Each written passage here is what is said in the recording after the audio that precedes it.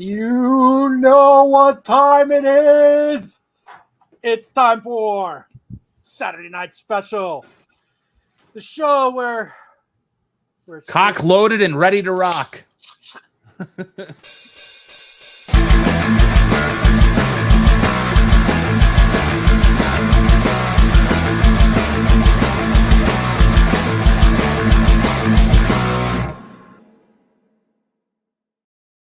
That's right. It's SNS, not your normal comic show.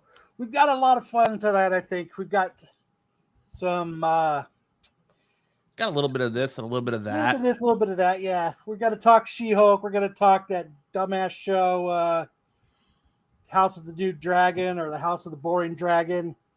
Did you say House of the Boy Dragon? Boring. Oh, I was like, what is the House of the Boy Dragon? I was like... We've got some comic reviews we're going to do. We've got a new segment we're going to try out. It's called Movie Wars. I think it's, which is the movie you'd rather see kind of deal. And we're going to try to do it as a theme, but today I kind of just did it as fun just to try it out. So, but we got a lot of cool stuff that we're going to do. We were going to start with Ish, but it looks like he's fashionably late. Or he bailed on us, one of the two. I'm not sure yet. So he's fashionably fashionable.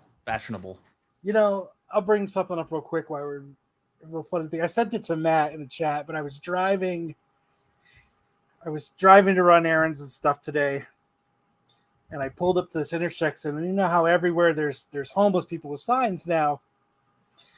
I probably saw one of the best signs. That if he was just a smudge closer, I actually probably would have given him money. And I sent it to Matt this morning, and it said, "Where's it at?" Here, I'll just share my screen real quick. On time, It's incredible to me that you would expect a man named Ish to show up on time. What time is it starting? 5-ish. So what his sign said, let me see if I can. It says, "I want money for beers and hookers." Me too. And I was like, that guy deserves money. Even if he's not homeless. No, that guy deserves money. At least he's being honest. And you know what? Maybe he just wants a good Saturday night, and he doesn't have the internet to watch Saturday Night Special. But Fair. I want money for beer and hookers. And I like how he made the two O's look like boobies, just to drive it home what he really wanted. Let me add Ish into this. Hello, Ish. How you doing? The cherry on topper. So the internet working? I just thought Ish. that was funny. It's working, Ish. There we are. So, Ish, what was the comic book store like this week? It was pretty exciting because we moved an AF-15, and it's kind of bittersweet because now we don't have one, and we have to go pursue one. But it's always a pretty big deal. So you sold an AF-15 this week? Yeah, the one we've had for like a month. No way. 2 months, maybe. Was this something that was planned, or did someone just actually walk in the store and says, "I fucking need that"? No, it was a deal that had kind of been in the works for a bit, and then a Moby Dick finally pulled the trigger, pulled it out of the case. How much did you sell it for? I get arrested whenever I pull it out of the case.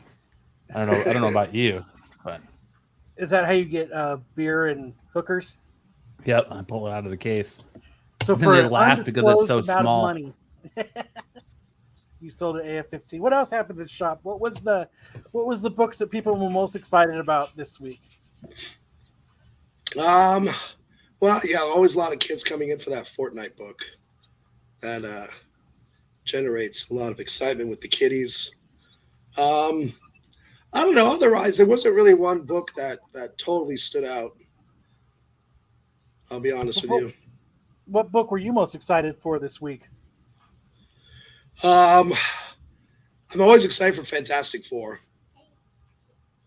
So He was excited that's for a whatever personal book favorite. sold. So every time that comes out, it's always What nice to issue have is that that in my on? pile. Issue 46. So they're 2 issues away from the final issue with Dan Slott, which is weird. They can't go to 50. They got to end it at 48 and start again with a new number 1. But Just like Dan Slott, can't finish yet. Ish, was there a lot of yelling at the comic book store this week? is this in reference to my voice? Yes. Yes. No, he's excited over Star Trek. Screaming at the top of my lungs. We're rich. We sold an AF-15. No, I'm coming off of something, and just earlier, actually, I fucking popped my ear, so I'm having a bit of a rough time right now. You popped your ear? Yeah, I was blowing my nose so hard, my ear popped, Did you blow your eardrum? and I can't get it to pop back in. Just get a Q-tip and shove it back in. So anyway, No, that's not a good TMI. idea. So what else happened in the comic book store besides the AF-15? What else? We actually had. Do you need anything we've else? had a You sold an regular AF-15. customer. We've had a regular customer who's been shopping with us since he was 13 years old. We celebrate our 6th anniversary this year. So I he's thought you said he 18. was 14. and no, so he's going off to college. So he kind of came by to say goodbye. And that was kind of, when we have these stores and our regulars, they kind of become like family. You make friends and everyone becomes kind of a part of the fabric of the store. And so I don't know if he's listening tonight. Shout out to Carson. We've known him since he was a little kid. He's got amazing taste in comic books. I'll give him credit for that. And now he's moving away, going to college. So he asked that we still kind of collect a couple books, but basically had to close his pull folder for the most part. Where's he going to school from? Or to? It's undisclosed. I believe NAU. So he's not that far, but they got a comic book shop up there too. So. Oh, well, that's not dedication. Dedication would be like, mail me my books every week-ish. Dude, that's what there was from the other store that can get expensive. He was in the Air Force. He's in the Air Force, and dude, they shipped him wherever he was in the world. They shipped him his books like every month. So, What if you were in the Space Force? Yeah, we had a custom. Then I would be contacting Elon and be like, look, we need to work something out because I need to get my books to space. Yeah, launch them up in a Tesla. Let's see how that works.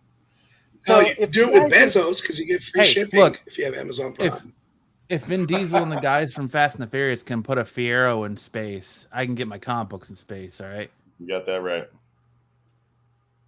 Sticks Boy, what Hartman's talking about is we're live on Rennavision as well as Absolute Geek. So you can both chats, you 'cause he can represents both join us ways. in either chat for either YouTube channel. But He runs both ways. so I know some of you guys in here watch our Thresholds of Reality. And it was just kind of funny to me. And we touched on it when we were interviewing him. We were interviewing a guy named Bart Sabrell. And what he was doing is he was proving that the moon landing never happened. Oh, this Staged, it was filmed here on Earth. We never made it to the moon. The moon landing was fake, but the film was staged on another planet. Yes, it was really on Mars. Correct.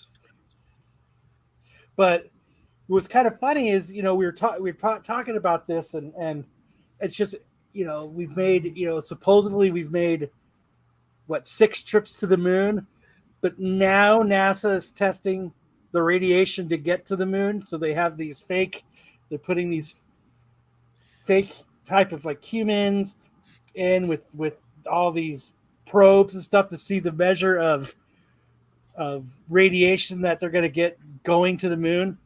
Don't you think they would have already figured that out? I don't know. Yeah, the unmanned Artemis space mission launched today. But shout out to Patrick for mentioning our best episode ever, Jason Bourne. otherwise known as Johnny G. All I know is I want to Shout take out whatever to that Shane, dude's watching on. us from Australia. Whatever that dude takes, that's what I want. I don't know if it's ayahuasca or what, but that dude is nuts. He takes this. Yeah, he takes the same thing that Aaron Rodgers does. Yeah, ayahuasca, dude's that dude's nuts. And What's up, Shane? So, I just thought that I was at the bar last night. And we were talking about that. And I just, we made it there 6 times, but you know what? Now we really got to test the radiation. Now that we're really gonna do it. We really should have done that in the first set of moon trips, but we'll figure it out eventually. So, but enough of that talk. On to comic talk. What should we start with, Matt? we can start with Sam's anime stuff if he's ready to go. We can start with the news, whatever you guys want to do. Let's do some anime talk. Let me get that.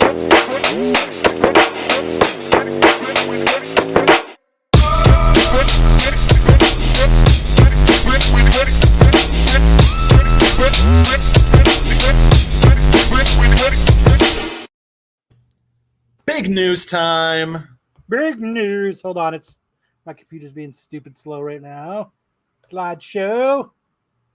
Big news delivered at a slow pace. Big news. Hold on, I guess I got to switch This one, screens. the first story up is the one for everybody who likes One Punch Man but wished it had more cock in it. Now's a great time for that slide. I don't know if And there's the cock. punched. There we go. Rooster Fighter. Volume 1 is now available for purchase. We highlighted this on another channel in the distant past, but this is one of my favorite titles coming out today. It's about a rooster who kicks ass, and it is fantastic. It's hilarious.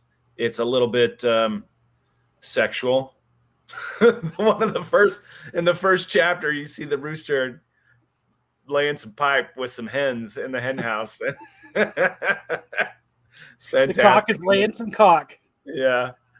And this is a fantastic title. I hope you guys check it out. Rooster Fighter. It's available at viz.com and probably at your local bookstore. Next up, there was some big news. There's big news in My Hero Academia for the last couple issues. Big things happening. If you watch the anime, there's some big spoilers here. But Bakugo has had a rough go of it. He's not looking too good in the comic these days. And then also we got to the big reveal of the big bad, All for One. His face was finally revealed. Do you have that slide too, Kyle? But yeah, this is All for One. Getting a good look at his face finally. Is he Deku's father? I mean, that's a real question. We don't know. That's something that's kind of been hanging out for a long time. My Hero Academia has a lot of references to Star Wars. A lot of their location names are locations from Star Wars. They have like Jakku and Tatooine and That's Star Wars stuff. Hoth. Yeah, but they reference it in My Hero Academia. So a lot of people think that means that the big villain is going to end up being Deku's father. So we'll see. We'll see how that turns out. Sweet. Stickboy says all for one is all for love. So those of you who are, Netflix subscribers or fans of One Piece know that Netflix has been working on several live action anime adaptations. They dropped Cowboy Bebop earlier this year, and I thought it was pretty decent. There was obviously some big missteps there. But that particular adaptation was done by the same studio who's doing the One Piece live action adaptation for Netflix. And they wrapped principal photography on season 1 of the live action. They're going to have 10 episodes. It's looking very promising, at least from the set photos and the casting announcements that have been made. So I have, a little bit of hope for this one. I'm hoping that it turns out pretty well. They do have a lot coming ahead, which is the post, the visual effects, the sound effects that they've got to add. The music's got to be good. And hopefully they're able to pull it off. They're certainly spending a lot of money on it. The rumor is that it's about $9 million per episode. And 10 episodes gives it about $90 to $100 million budget. So hopefully they pull it off. I don't know how much they're going to spend on the visual effects, but I know that Netflix acquired the visual effects studio that did King Kong versus Godzilla, and has done a lot of visual effects packages for a lot of big movies, big action movies, comic book movies that you guys are familiar with. They're called Scanline VFX, and Netflix, they're out of Germany. Netflix bought them, and my guess is they're probably going to be the ones working on One Piece live action. How faithful will it be to the book? That's a great question. Well, my guess is it's probably 80-20. going to. What's that? 80-20. My guess is well, I'll tell you, they're probably not going to go panel for panel. For example, the introduction of one of the main characters, Roronoa Zoro, is going to happen before his introduction in the manga would have happened, because they're going to show him being approached by a group of bounty hunters that would figure very heavily in season 2 if it gets that far. And that's not something that you see in the manga. They reference it in the manga, but they don't actually show it in the manga. So my guess is they're going to take some liberties, which is natural. It's not going to be panel for panel, but if it's even halfway decent, like, I think this could be a big thing. Probably as big as Game of Thrones, maybe. But we'll see. Well, that's going to suck because that show blows. Yeah, well, the thing about Game of Thrones is they ran out of source material before they got to the end of it. With One Piece, they'll probably run out of way before that.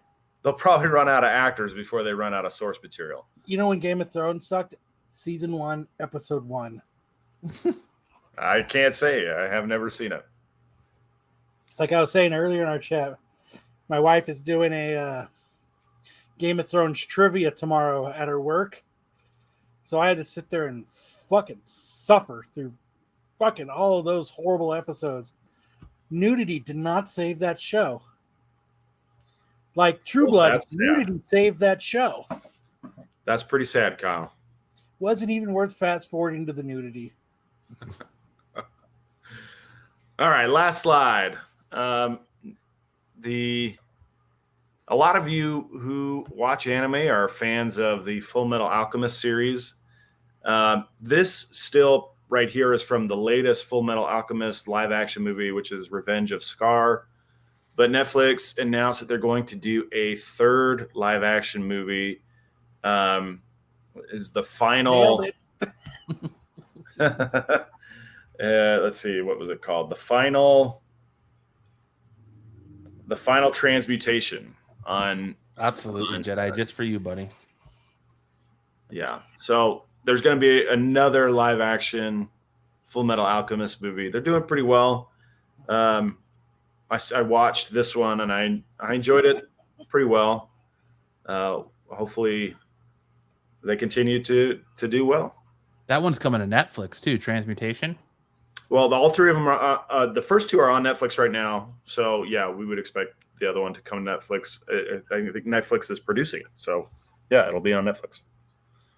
And I'm surprised you didn't talk about One Piece being Toei's biggest anime movie to date. Well, that is true. I just think box office numbers are pretty boring, especially when they're from Japan. Granted. So I know we've talked about in the past that Netflix was is thinking about going to ads. Well, what do you guys think that if you pick the ads version, it cuts your Netflix bill in half? Yeah, but you still have to watch ads. I hate ads, dude. I hate them so much. I would rather pay. Like, that's what drives me nuts about what is it, Hulu, where you have to watch the same 2 fucking commercials over and over again. And same thing with, like, if you watch something on like DirecTV, like a past show, it's the same 2 commercials. I just want to leave Netflix alone and not do like the blocking the password sharing, so I just can continue stealing other people's Netflix.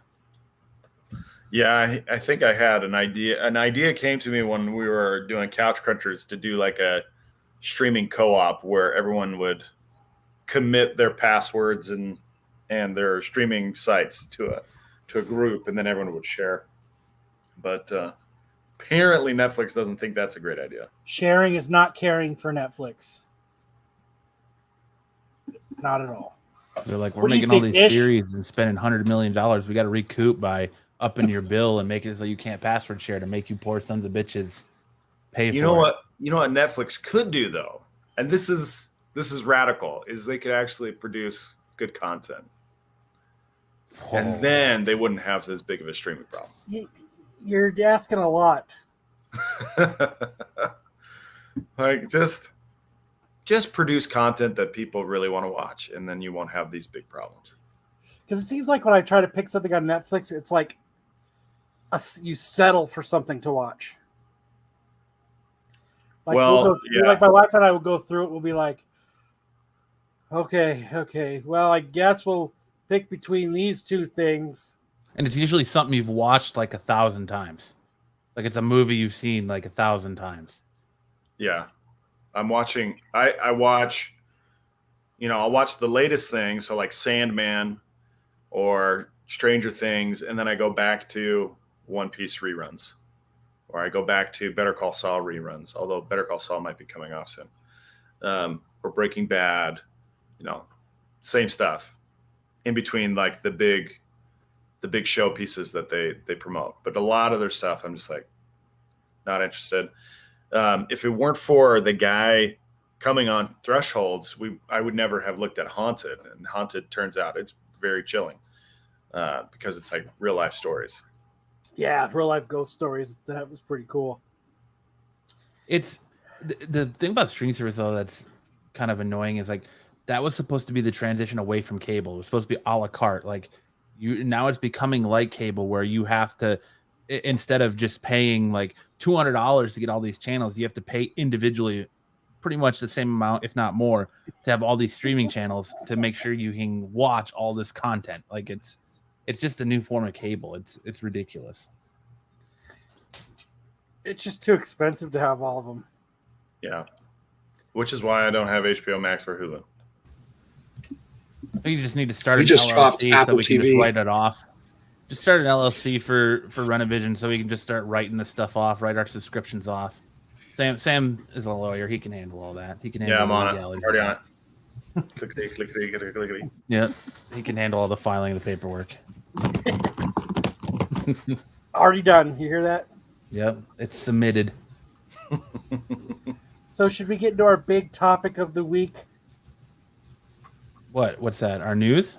No, CBCS. Well, that's part of the. I threw that on the news, but yeah, we can talk about it. Here, watch this. We're gonna do this.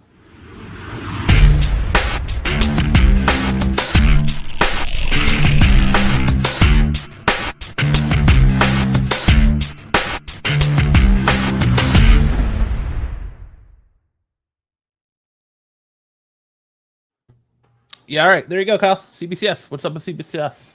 CBCS. So it came to light. Someone's dinner's ready, it sounds like. Probably Ish. Is it time for another Ish? What's Ish housing on Saturday nights? What's Ish? That was Attila's dinner. Don't burn a hot dog tonight, Ish. Oh man, that was bad. So it came out this week that Stephen McDonald of Clan McDonald Comics, if you've been on Facebook for any period of time, I'm sure you've stumbled across his Facebook group. He's a big facilitator for CBCS. I've sent him books in the past to go, and he would get books signed for me, and then he'd get them graded, and he would have them shipped back to me. Like I had my Thanos 13 signed by, and I had my Scotty Young Spider-Man Deadpool cover signed, and he sent it back to me. Really nice guy, really cool dude, who came out this week as, after almost 7 years of business, after months and weekly, what happened is CBCS is not able to locate 367 of his submitted books as of July of 2021. How the fuck do you lose 367 books? Well, it's not just that. Yeah, he submitted them in July 2021, and they waited like a year to answer him back and say, we don't know where your books are.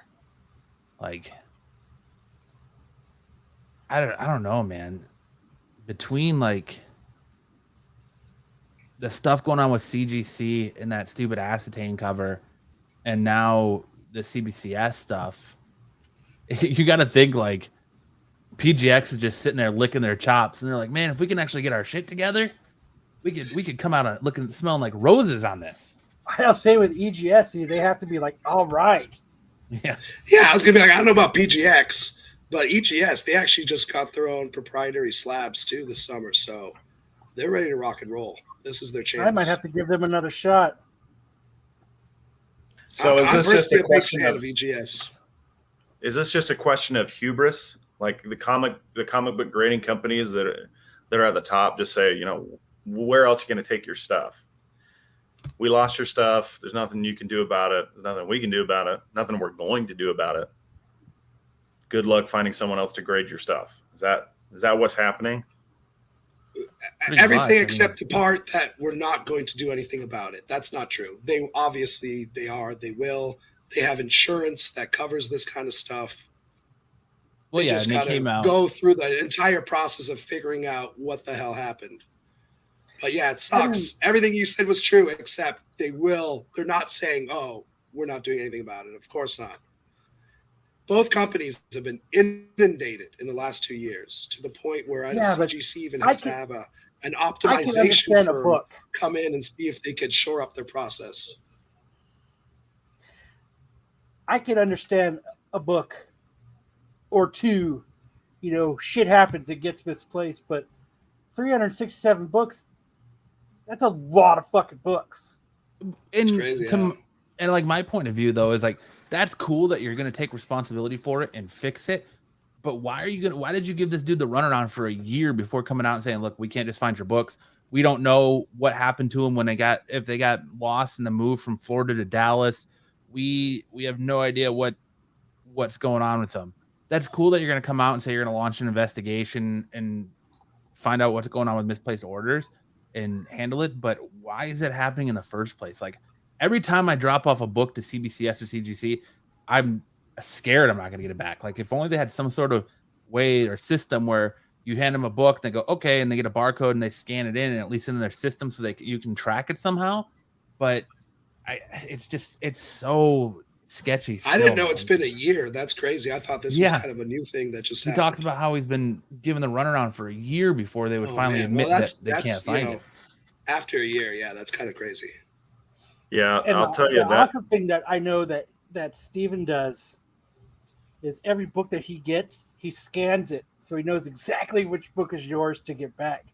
So every book that they're missing, he's got scans of it. So he knows, you know what I mean? Like, but like 300, I mean, that's short boxes. Yeah. Yeah. And that's a lot of money to get that all graded too, man. Like, I just don't get it. Like, how do you misplace that many books? Like, that's not a how can you really say we misplaced 367 books? So when I hear a company has been negligent or committed some wrongdoing, say a year later that they're going to initiate an investigation, to me, that says they've already done the investigation, and now it's time to cover their ass. That's Probably. the purpose of the investigation they're initiating now, is how can we make ourselves still look good in the face of having done something wrong or allowed something bad to happen to these books. So my guess is they already know what happened to the books. Somebody walked off with them, and it was probably someone they employed. And so now they're saying, okay, well, how do we make ourselves look like the hero here? Is there a way to be a hero here? Somebody was like, man, Hulk 181, that's got to be at least a 9.0.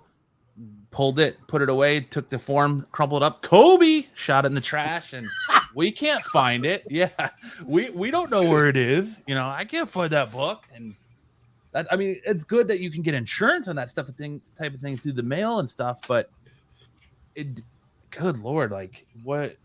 Yeah, what's the Like, I trip out when I said, like Matt was saying, I trip out when I said a few books and it just takes forever, and I get antsy, and I'm like, you know, I know, fuck, it's probably going to be me that it gets lost or something happens to it. And like, I will say, I hope that that's not the case. I hope it's not the case that I hope they find the books, and I hope everybody's happy and everybody gets what they want in the end. And just in my experience, that's not the way it plays out. Like, who said that? Hi Nathan was like, the best inventory management system has faults. I get that. Obviously, it's in their inventory. They just can't find the books. But come out and say that. Be transparent about it. If you know, I don't know. The best inventory system is probably banks, right? They only track one product, and that is money. And they catalog it, and they count it, and they count it again, and they count it like once every hour, make sure that their registers are all clear, and everybody's. And then if some money turns up missing, you know what happens? Somebody gets fired, and then there's a claim, and they notify somebody, and that's not what's happening here. Says Sticks Boy says inventory loss is usually 10% faculty. Faulty. Faculty. Right, Logan? The timing couldn't be worse for CBCS because they had a window with CGC and the whole acetate stuff and, you know, their recent troubles. That was an opportunity for CBCS to really step up and take a bigger share of the market. And then this happens. It's like, boom. Well, right. And that's why I'm saying, like, you got to think like PGX and any other grading company that like EGS are sitting there licking their chops. Say EGS. Say it, like, EGS. They're licking their chops, like ready to go, and like they're ready to scuff some corners. Yeah. Yeah. Certificate of authenticity. I don't know. I just think it's. I feel bad with CGC. Sorry, with CGC, we had our Rob Liefeld signing last year, July. I'm sorry. And those books just went into the grading queue. That long? Yep. It took 13 months just to get into the grading queue. Somebody didn't fast pass. Well, we're not fast passing an entire signing event. Oh, this guy brought him in. Just put him in the back, Dave. You know, CGC announced that they fixed a lot of stuff and their turnaround time has decreased and all that. And a lot of that is true because I have seen people do submissions and get them back real quick. The problem is when all this newness was implemented, none of it was grandfathered. So whoever had already been waiting 8 months, they were just going to keep on waiting. But it was new submissions that were getting turned around fast. I'll tell you. So at Phoenix Comic-Con, Phoenix Fan Fusion, I sent 4 books off to be graded by CBCS. 2 of Kyle's, it was 2 Kyle's, so it's 3 books. 2 Kyle's, 1 of mine. And I got them back fast passed in about a month. And that was probably the fastest I've ever gotten them back. They were out of my hands and back home in a month. But my biggest issue is the fault in the system is one. So Kyle and I both sent off the Amazing Spider-Man 2001 World Trade Center special 9/11 World Trade Center special edition. Yeah. So The small one. yeah, so they're both great. They're both signed by Ramita, and so his was already signed, and I cracked it to get signed by somebody else, and I got mine signed by Ramita.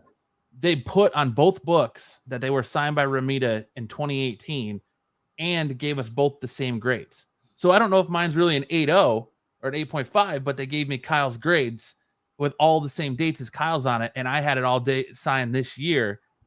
And so it's just like they just like, oh, okay, and just copied and pasted all the paperwork and threw it in, and away it went.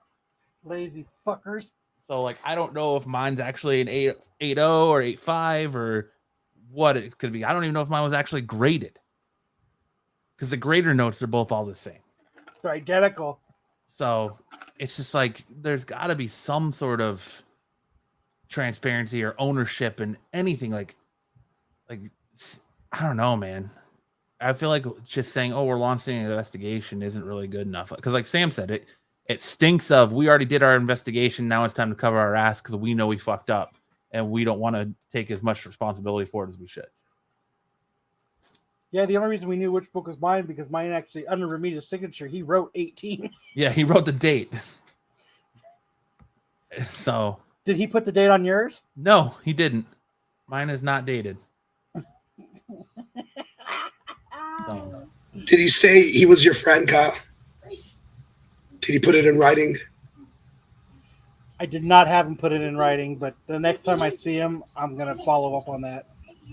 Him and Kyle go on a trip every summer together. They're very good friends. They go to Martha's Vineyard every summer together.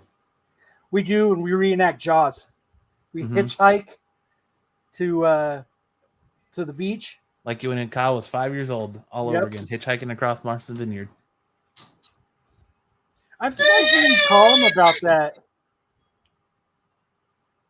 What's that? I'm surprised you didn't call them about that. I haven't yet. Where's it going to get me? Nowhere. You know? It's just like, oh, well, we graded it. That's what it is. Okay. But I don't know.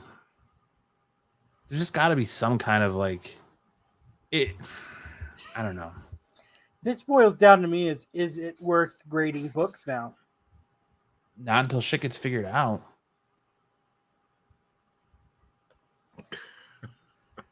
Comic Noob just says CGC just messed up sending 2 books with the same grade and barcode to another YouTuber. I'm sure that was someone else's book. So that is a lost book. Yeah. Damn. This amateur hour, man. This Bush League. And I get it. Mistakes are gonna happen. It's just the way it is. But like that's what I'm saying. Like they need some sort of barcode system that they put a barcode, stick it to the front of your bag and board, scan it in their system. You've got the matching barcode on your paperwork, so that way you know and you can track it. So that way through the process, you know that's still your book. There's tons of times I question where, like, it's okay. Well, is this still my book that I'm getting back? Well, I don't remember this scuff being here, and that's why I've taken to actually before I send anything out to get graded, I'll put it in my scanner and save it in a file on my computer, so that way I can go like, oh, okay, just double check it's my book, because I'm very paranoid, and you hear that all the time that people are getting books back to like that wasn't my book, or that wasn't bent, or that wasn't done like this. You know, it's very you're relying on trusting them, because the minute you hand them that book or the minute you send it off and deliver it with them, it's out of your hands. You don't know what's going on behind the scenes. You don't know what's happening behind the Oz curtain, you know? But I mean, I know, well, I guess I can't know if 100% sure, but I have sent books off to get signed and graded, and I've got them back, and I'm like, that is not the book that I sent. I have at least 3 examples that I could run to the other room and grab and bring back, because like I get certain books I know that are going to be like, and I've talked about this before, is like I've sent a couple books off to get I'd sent them off to somebody else to get signed and graded for me and sent back. You know, it's like, and like Brian and I had a stack of books and we narrowed it down to like we had a fucking monocle or fucking like a jeweler's thing that we're looking for like imperfections. And we're like, okay. And then I get the book back and I'm like, 7.5? Whose fucking book is this? Like, you know what I mean? Like, bent back cover. This motherfucker didn't have a bent back cover when I sent it. But yeah, Scuffed you're kind of corner. right. What do you do now? Scuffed corners. Stuffed corners. I don't know, man. It's just Is it worth grading books now? Suddenly, a scuffed corner sounds a lot better than a bent back cover. Just saying. Yes. I mean, I think it's worth it, yes, because it definitely is it's a safety net on the value and the grade of that book, because you know that once it's encapsulated, the grade on that book is not going to change. But it shouldn't be that because it's graded by CBCS or well, I should say because it's graded by CGC, the value on it is better or more sought after than CBCS or PGX or whatever other company Ish wants to promote this week. You're not going to force me to say. You're not going to force me to say EGS again. Well, there you go, EGS. But when you had your Liefeld signing, did anybody send their books to EGS or did they all just automatically go to CGC? Yeah, we just did CGC, of course. What happens if somebody wants the option? You're shit out of luck. You know, I'll do it for them. If someone's like, "Hey, I want to send this to EGS," be like, "Bring it in. I'll set it up. I'll send it out gladly." do you get some kind of kickback from them, Ish? I just want I'm just a full fan. transparency here. You're just like, hey man, you're even sliding into my DMs and you'd be like, hey, I feel like when I reach out to Tony, he's like, he never even remembers who I am. I'm like, come on, man. I bug you all The the time. one good thing I'll give to EGS is Tony, you His customer service is email incredible. him, he emails you right back. Yep. Like there is no if at it like and that's one thing I do like is communication. You know what I mean? Like if you I don't need special treatment, but like I need special treatment. I Like I just want communication. Hey, where are my books? These are where your books. Like CBCS used to be like that. You could email CBCS and they would email you back, this is where our books are. This is where your books are. This is what's going on. Like you could call and like email them and they were super responsive. I don't think they are as much anymore. Yeah, I just like I said, I wish there was some way you could just scan a barcode or enter it in your computer or a QR code or something where you can see where your book's at and you know and where it's transparent so you can be like your book has been received, your book has been, you know, scanned in the system. Your book is being read at home by Billy, the night shift man, in his underwear while he scratches himself, or you just with Cheetos whatever fingers. with Cheetos fingers or whatever they do with those cheesy books, man. pubes. Like, it's just like The encapsulated booger. yeah. Tell me you got an Wait, encapsulated Sticks Boy, what are booger you stick. saying is the insurance fraud? I don't get it. But then, I mean, even like CGC pushing that bad idea, invisible book, like, what kind of shit is that? Like, it's Yeah. just, It's I a don't bad. know. That was a bad idea. Like they're diminishing was their a own bad idea. product. Pun They're intended. diminishing their own product. You know, and it's so funny with all this craziness going on. Bad ideas back. They thought like, well, as long as there's a bunch of fuckery abound, we're back in business. Yep, it's like it's time for us to come out of the woodworks now. I don't know if everybody knows, they actually have a full comic book in this week's preview book. Yes, they do, and it was actually kind of an interesting concept. But What's that again? Bad Idea released like one of their books that's coming out in like the full book in this week's previews. This month's Oh. previews. Or this month's preview, sorry. It's a big like monthly Sorry-ish. preview book. Sorry-ish. So I feel, you know, last words on this is I feel bad for Steven. I feel bad for each and every one of his customers that is, you know, some books are hard to get to replace. like, you say it, oh, I could sell my collection because, every book is replaceable, but there are some books that I wouldn't be able to get it. It would take me forever to acquire some of these books. Yes. Stumbling Jedi said, how many AGP episodes has Kyle ripped grading companies' asses live on YouTube? I'll wait. Probably about as many as he's complained about waiting to get his books back from being graded. The very first time he says, I'm never fucking sending books away again because I can't do it. This is bullshit. And now he's got like tons of them. He just comes back. He's just a glutton for that punishment, baby. Dude, I do not have the patience to send my books away to get graded. I just don't have it. It's not in me. I'm not patient when it comes to that. So Stick Boys is saying you got short fingers, Kyle. I don't know what that's about. I wish. My wife doesn't, but because he has a deep rectum. Wait. Sorry. Wait, what? Oh, look, we got Sam back. Welcome to the conversation again, Sam. Like a deep rectum? What? Is there any kind of grading? Is there any like kind of grading for manga and stuff, Sam, that you know of? Not right. Nothing in the U.S. There's nobody grading manga volumes. I mean, honestly, the resale market for manga is pretty poor. We could put them in the same kind of encapsulations that they do VHS. Yeah, I mean, theoretically, we could start a podcast called Manga Heads. The problem with it is, like, they print them and they reprint them. Like, it's just not a really good resale value for manga volumes. But the manga magazines do have pretty good resale. So but is it also because people who read manga, they're not encapsulating isn't their thing. It's actually reading them. Yeah, I think that's kind of where it's at. I mean, there is some resale going on with the manga magazines. What, you mean by magazines or the original comic books? Because the original 80s manga comic books sell really well. Yeah, they generally come in magazines. So like the first appearance of something is like a newsprint magazine, and you go to the corner store and you pick it up, and it's like 400 pages of 20 to 25 different manga series.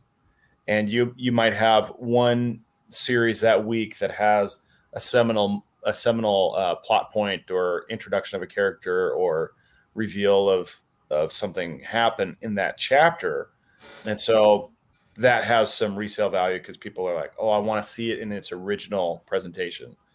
And that's what we've been looking at as far as like trying to dig up manga volumes. And I'll grab one for example. Could you imagine grading like all of your One Piece books? So I picked up One Piece volume 100, and this itself probably will not have any resale value for a good 20 to 30 years. It's my earlier manga. Gonna have a volume 13 that has some foil on it. Even this doesn't have much resale value. It's like $30 for this. The original purchase price was $8, probably $30 for something like this. So it was a little bit of value, but not a ton. Ish does it in the back of the comic book store. In the back room. Come with me. You can go. Servant number 32 for a butt check. You can get your new releases and a prostate exam all at Fantastic You World get a Comics. free new release with every butt check if you go to Ish. He calls that deep rectum. Deep rectum, you damn near killed him. So I make everybody turn their head and cough. you hear the snap of the rubber gloves.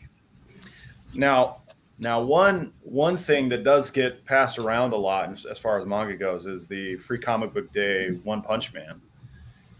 That seems to be doing well, year in, year out. But yeah, for the most part, those manga volumes, like I just showed you, don't have a lot of resale value. Well, because is there even a physical manga for One Punch Man? Because isn't it all online?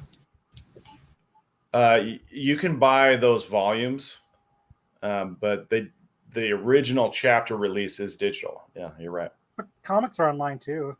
Yeah, but I mean that's where One Punch Man started. It's not like most manga that start in print form. It was web based, and I think they transitioned to print form at some point. Well, yeah. So the original is still ongoing. It's a web comic, and it's done by an author who has a pen name One, and he's the author of two really highly beloved series, One Punch Man and Mob Psycho 100, and then Shueisha, the publisher, hired Yusuke Murata of Ice Shield 21 fame to come and work with One, and they are basically reinterpreting the original webcomic into a new manga that they publish online on a Shueisha-owned website.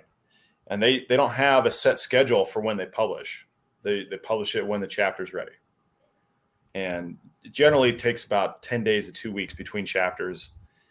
And it's actually a really neat format because Yusuke Murata is now adding animated GIFs into the weekly or the chapters. There was one where he had like a big cloud and it was like thunder and lightning, but it was just Garo and Saitama fighting, but it was a GIF and it was really, really cool. So yeah, One Punch Man is released digitally, and then they will compile those volumes and put them in like the books that I just showed you for One Piece. No, Solo, it's just that you can't read. Well, manga is we read what is it left to right, and in Japan it's right to left. That's because they're smarter than us. Right to left, but there's also we write our sentences right to left. They write them up and down. Yeah. We read them left to right. They write them up and down and then right to left. So it's even different that way. So when you get a volume like that, they have taken those up and down sentences and turned them into left to right text, but you still have to read the panels in the way that they were originally intended. Mm-hmm. That sounds hard. Well, yeah, Kyle, you saw with Chainsaw Man how tough it could be, right? Yeah. But Chainsaw Man was so good, I muscled through it. Yeah, I think that's why a lot of people just prefer to wait for the anime. But yeah, the resale market for manga volumes, like, depends on the series, I'd say. Like, you're not going to go to like a half price books and find a lot of One Piece there. People who buy One Piece volumes tend to hold on to them for a long time. You probably will find a lot of Naruto and a lot of Bleach, things that. So that does gives them value then. People are hanging on to them. They're scarce. You know, I will say that I did have to replace a volume not long ago, and it cost me $30, and the original retail price was $10, and it cost me $30 to replace. So as time goes on, I guess they do become more scarce. But there are 500 million volumes of One Piece in circulation right now. So what is my thought on Record of Ragnarok? I haven't read Record of Ragnarok, but I did watch the season of anime they put on Netflix, and it's really kind of neat. It's like a fight club of all the different gods and mythos from human history. They've got some pretty wild character designs. I think Aphrodite is probably the most hilarious one. She's got like these men servants holding her giant boobs up. It's very funny. But yeah, I enjoyed the anime. How do I apply for that job? I've hired 2 people to do that for me. So yeah, I do. I enjoyed the anime. I hopefully get the chance to dig into the manga, but you know, you do the things you have time for. I can just picture Ish going, "You've been here 4 times, Tom. I'm not sticking my finger in your butt again for a free comic book." But I gotta complete already my told run. you. But I really need that hot Wait, book. wait. Rich. So really I need that hot stick my book. finger in his butt, and he gets a free comic book. Yeah, that's This is that's starting part to of I don't remind the think me. that's how it works. That's not how it works. This is starting to remind me of a bad joke, but There are no bad jokes here. this guy goes up to these folks in the parking lot. He's like, "Oh man, they're so crazy. This guy over there, you really need to check your parking lot." He says, if you show him your butthole, he'll give you a cookie. And the guy picks up and takes a bite out of the cookie. He's like, "Yeah, anyway, he's over there." He's eating the cookie that the guy gave him. Oh, man. Just one finger? I had to use all 5. All right, so Peter Parker's Pants asked about Berserk. Berserk is a long-running series. It was very popular.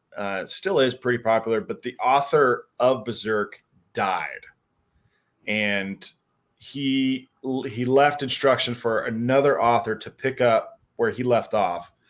So it was on hiatus for probably, I think, 3 to 6 months. If I don't know exactly how long, but it was like 3 to 6 months. And they just started reissuing or republishing Berserk under the new author.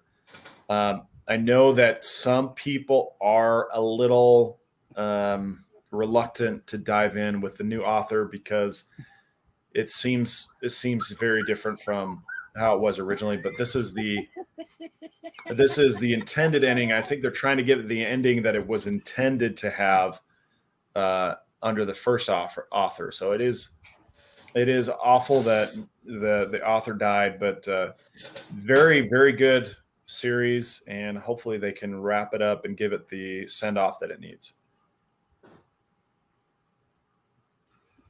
Look at Next that. question. watch the anime. Dude, watching TV is way easier than reading. Yep. Unless it's anime because they're subtitled. You're reading it anyway. I just wait till it's American. Wait till it's dubbed, yeah. But our next story, Ezra Miller reportedly met with Warner Brothers Discovery execs earlier this week to discuss the future of the upcoming Flash movie amid a recent string of high-profile controversies surrounding the actor, where he said, "I'm sorry. I'm sorry. I'm surprised it took that long to have it sit down. I'm sorry that I'm crazy. I'm sorry." He's probably like, shit, look at all these legal fees I'm gonna have and probably all these lawsuits I'm gonna have. I'm gonna need some money, so I'm sorry. I'm sorry. I need that Flash money to pay off because I'm a fucking nut.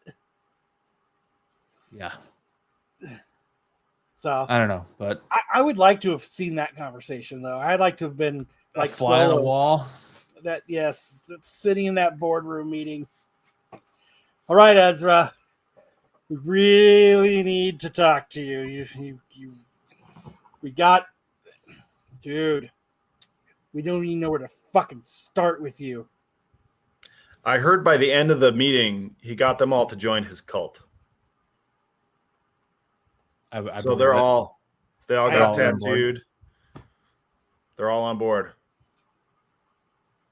Well, it's not a question of getting paid for it. Like, that's cool, but like, there's royalties and stuff that go along with DVD releases and toys and merchandising and all that they could still withhold from him, or they could just scrap the movie altogether. Like, that's cool that you got paid, but just think of all the money that you're leaving on the table. There's a reason why some actors will be like, all right, well, I won't take any payment for this movie, but I want a cut of the DVD rights, or I want a cut of the home video rights, like the merchandise rights. There's still a lot of money left on the table, regardless if he got paid or not, if they scrap the movie. I think they agreed that he's now replacing Amber Heard in Aquaman 2. That's why they had to delay Nice. I'm down with Reshoots that. galore. Hope he just runs circles around Aquaman.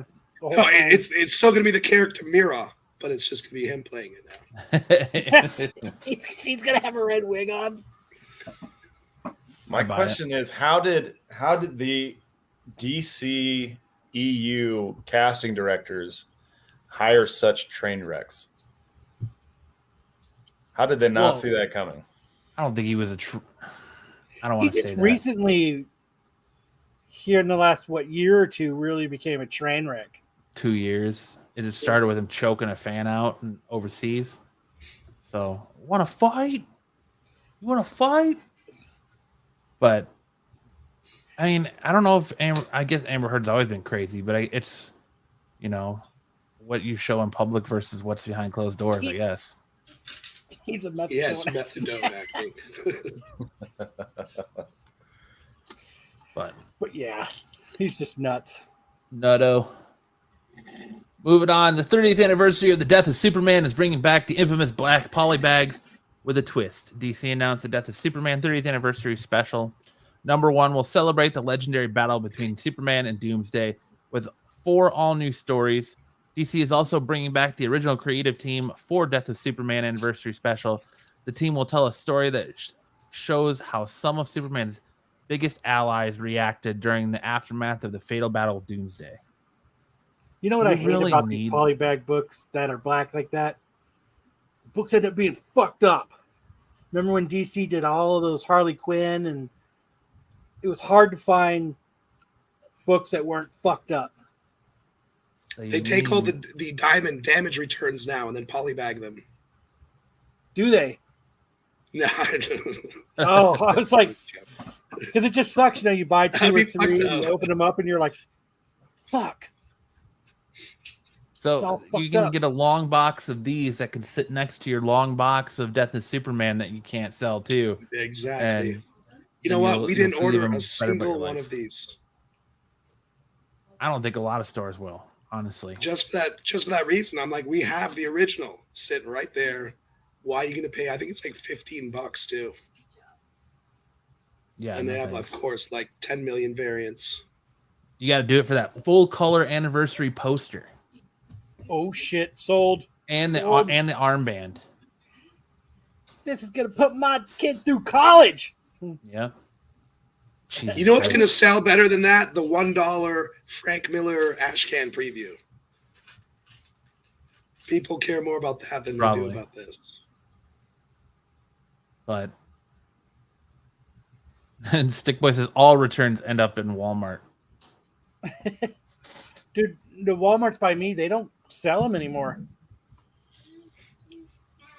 Yeah, I can't find them anywhere around here either. It's hard. It's a sad state of affairs when half the DC new releases don't even crack the top 200 in comic book sales. Yeah, they're selling more manga at Walmart than they are comic books these days. It says, Click says, won't these now have cardboard inserts? I hope so, because that Harley Quinn shit was horrible. I was pissed. So Peter many Parker times. Pants says, same as the re-releases of Cyberforce and Shadowhawk, they're still in dollar bins. They are. And that's where these are all going to end up again, right next to the other ones. Yep. Moving on. The cover and solicitation for October's Teenage Mutant Ninja Turtles 133 features Donatello and Jennica facing an attack from a mysterious foursome. Instead of having different colored eye masks, these turtles are showing with gray bandanas covering the lower parts of their faces. They also have the same weapons as Leonardo, Raphael, Donatello, and Michelangelo to really increase the confusion. I'm interested in this. Are you, as a Turtles fan? Yeah, I am.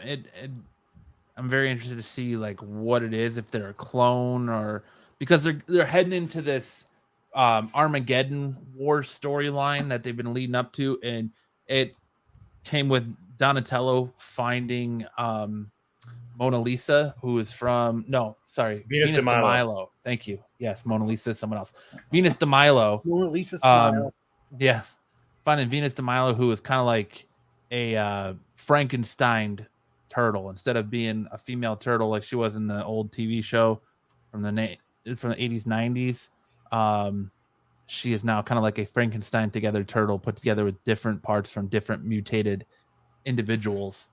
So it'll be interesting to see if like the Rat King has turned them into has cloned them, or if this is kind of taken from the ending of Last Ronin. If you've read the ending of that, you know that there are more turtles out there now, and so it'll be interesting to see if they're adopting stuff from that, or That's what BK says. These are the last Ronin turtles. maybe. So, I we're really gonna like that just cover be- too. I think it's a really cool cover. I think you're gonna find out more about the last Ronin turtles in the Lost Day stuff that's coming out in November. So, because they're continuing that Lost Ronin universe, Kevin Eastman is. So, I think you'll find out more about that there. But yeah, I'm interested to see what's behind all this. Like I said, if they're clones or what. So, Secret Turtle Crisis. There you go. Turtleverse. So, all right. Moving on. In his upcoming remastered version of Brigade, Image Comics co-founder Rob Liefeld will roll out a totally new property, and one that he's described as unlike anything he's ever done before. Doesn't look like it. Spoiler alert, he's actually going to learn how to draw feet. And as you see here, the one panel we have, they are cut off. Well, like, look how tight he's holding his thighs. Like, Yeah, he's really clenching those butt cheeks. it's like man. he's tucking, bro. Or he's clenching the butt cheeks. It's got to hurt the balls. Yeah. Liefeld intends to tell the story of a world ground under the heels of a superpowered being, riffing on that even popular question: what if Superman chose to rule rather than to serve? Haven't we already seen that? The concept itself is something that has been riffed on quite a bit, right, in recent years. But James Gunn's Brightburn to The Boys to even some of the alternate realities within the Arrowverse on the CW. But He's yeah, doing the pee-pee dance. Yes. The pee-pee dance. Gotta get this fight done. Right. But it is, look how big those calves are. It goes right to these little ass fucking chicken legs, like lower chicken legs. Yeah. Ugh. And he's got 1, 2, 3, 4, 5, 6, 7, 8. He's got an 8-pack. That's good. But it looks like a tiny little weenie. It's from the steroids of the 8-pack. And I like how he's got that 8-pack, but he's got no pecs. So he just must do crunches just all day, but never work the upper body. You know, here's the thing: is that when you're super strong, how do you get a good pump? How do you get a good pump? I guess. Just walking around. You're not just walking around pumped all the time. Shane, I'm going to say tucked in. Yeah, I think he's tucked in too. I'm going with tucked in. My vote is tucked in.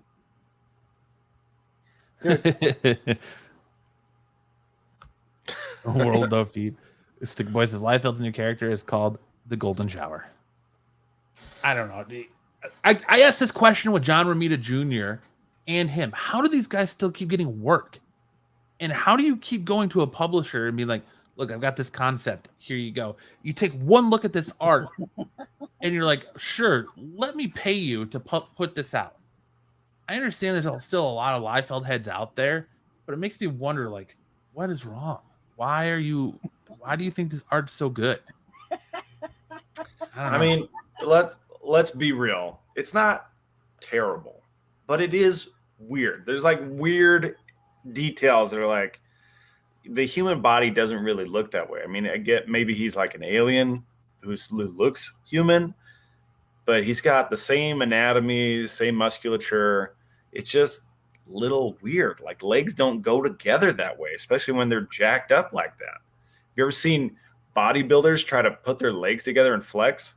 Like you can't do it. But for as long as Rob Liefeld has been in this business, you would think that at some point he would catch on that he doesn't know how to draw anatomy, and he just doesn't. He's always got one arm that's bigger than the other, massive calves, little legs. It's just crazy. Can't draw feet, can't draw guns, forgets that a person has an upper lip. Like everybody in his drawings are like born with a cleft lip. Yeah. It's just, I don't know, man. Yeah. This is what it boils down to. Liefeld has sales. Yes, he does. And it's like whenever it really seems like whenever people are starting to forget about him. He sparks some kind of controversy, or he says something to get back in the news. Then he's like, "Well, I got a new book coming out. Pump those sales." Yeah, I don't know. This is a good point right here. Why would Liefeld draw differently? The insults equal attention. Yes, I agree with DK. And he's in on the joke too. He'll say it, but don't say it to him. He gets pissed. He'll block you. Yeah, still blocked to this day by him on Twitter. I am as well, and I still have my blocked by Liefeld shirt. Yep, still blocked by him. But I don't know, man. He is 100% a shill at this point. But what are you gonna do? This summer in a theater near you, tucked in, starring Rob Liefeld's new character. But that's it for news. Now it's time we get into a little bit of reviews as we're going to talk. News? That's it. What about the Lego dude that's gonna take the helm of DC? Oh, did you not put that slide in there? Because I didn't put that slide in there. Yeah, fuck it then. We can talk about it though. That's fine. They got the Lego director who's going to take over the helm of DC, which is still a stupid idea because he made a Lego movie that he thinks that qualifies you to be an all-inclusive, all-knowing entity behind DC. That's a good question. Next time I see Rob Liefeld, that is a great question. I'm gonna bring a pair of 501s just to see if he'll sign it. If you don't know what Click My Vid is talking about, like that's definitely worth a Google online to watch that commercial of him bragging about how he's never taken an art class in his life. And it shows. It all makes so much more sense. But all right, let's do some reviews.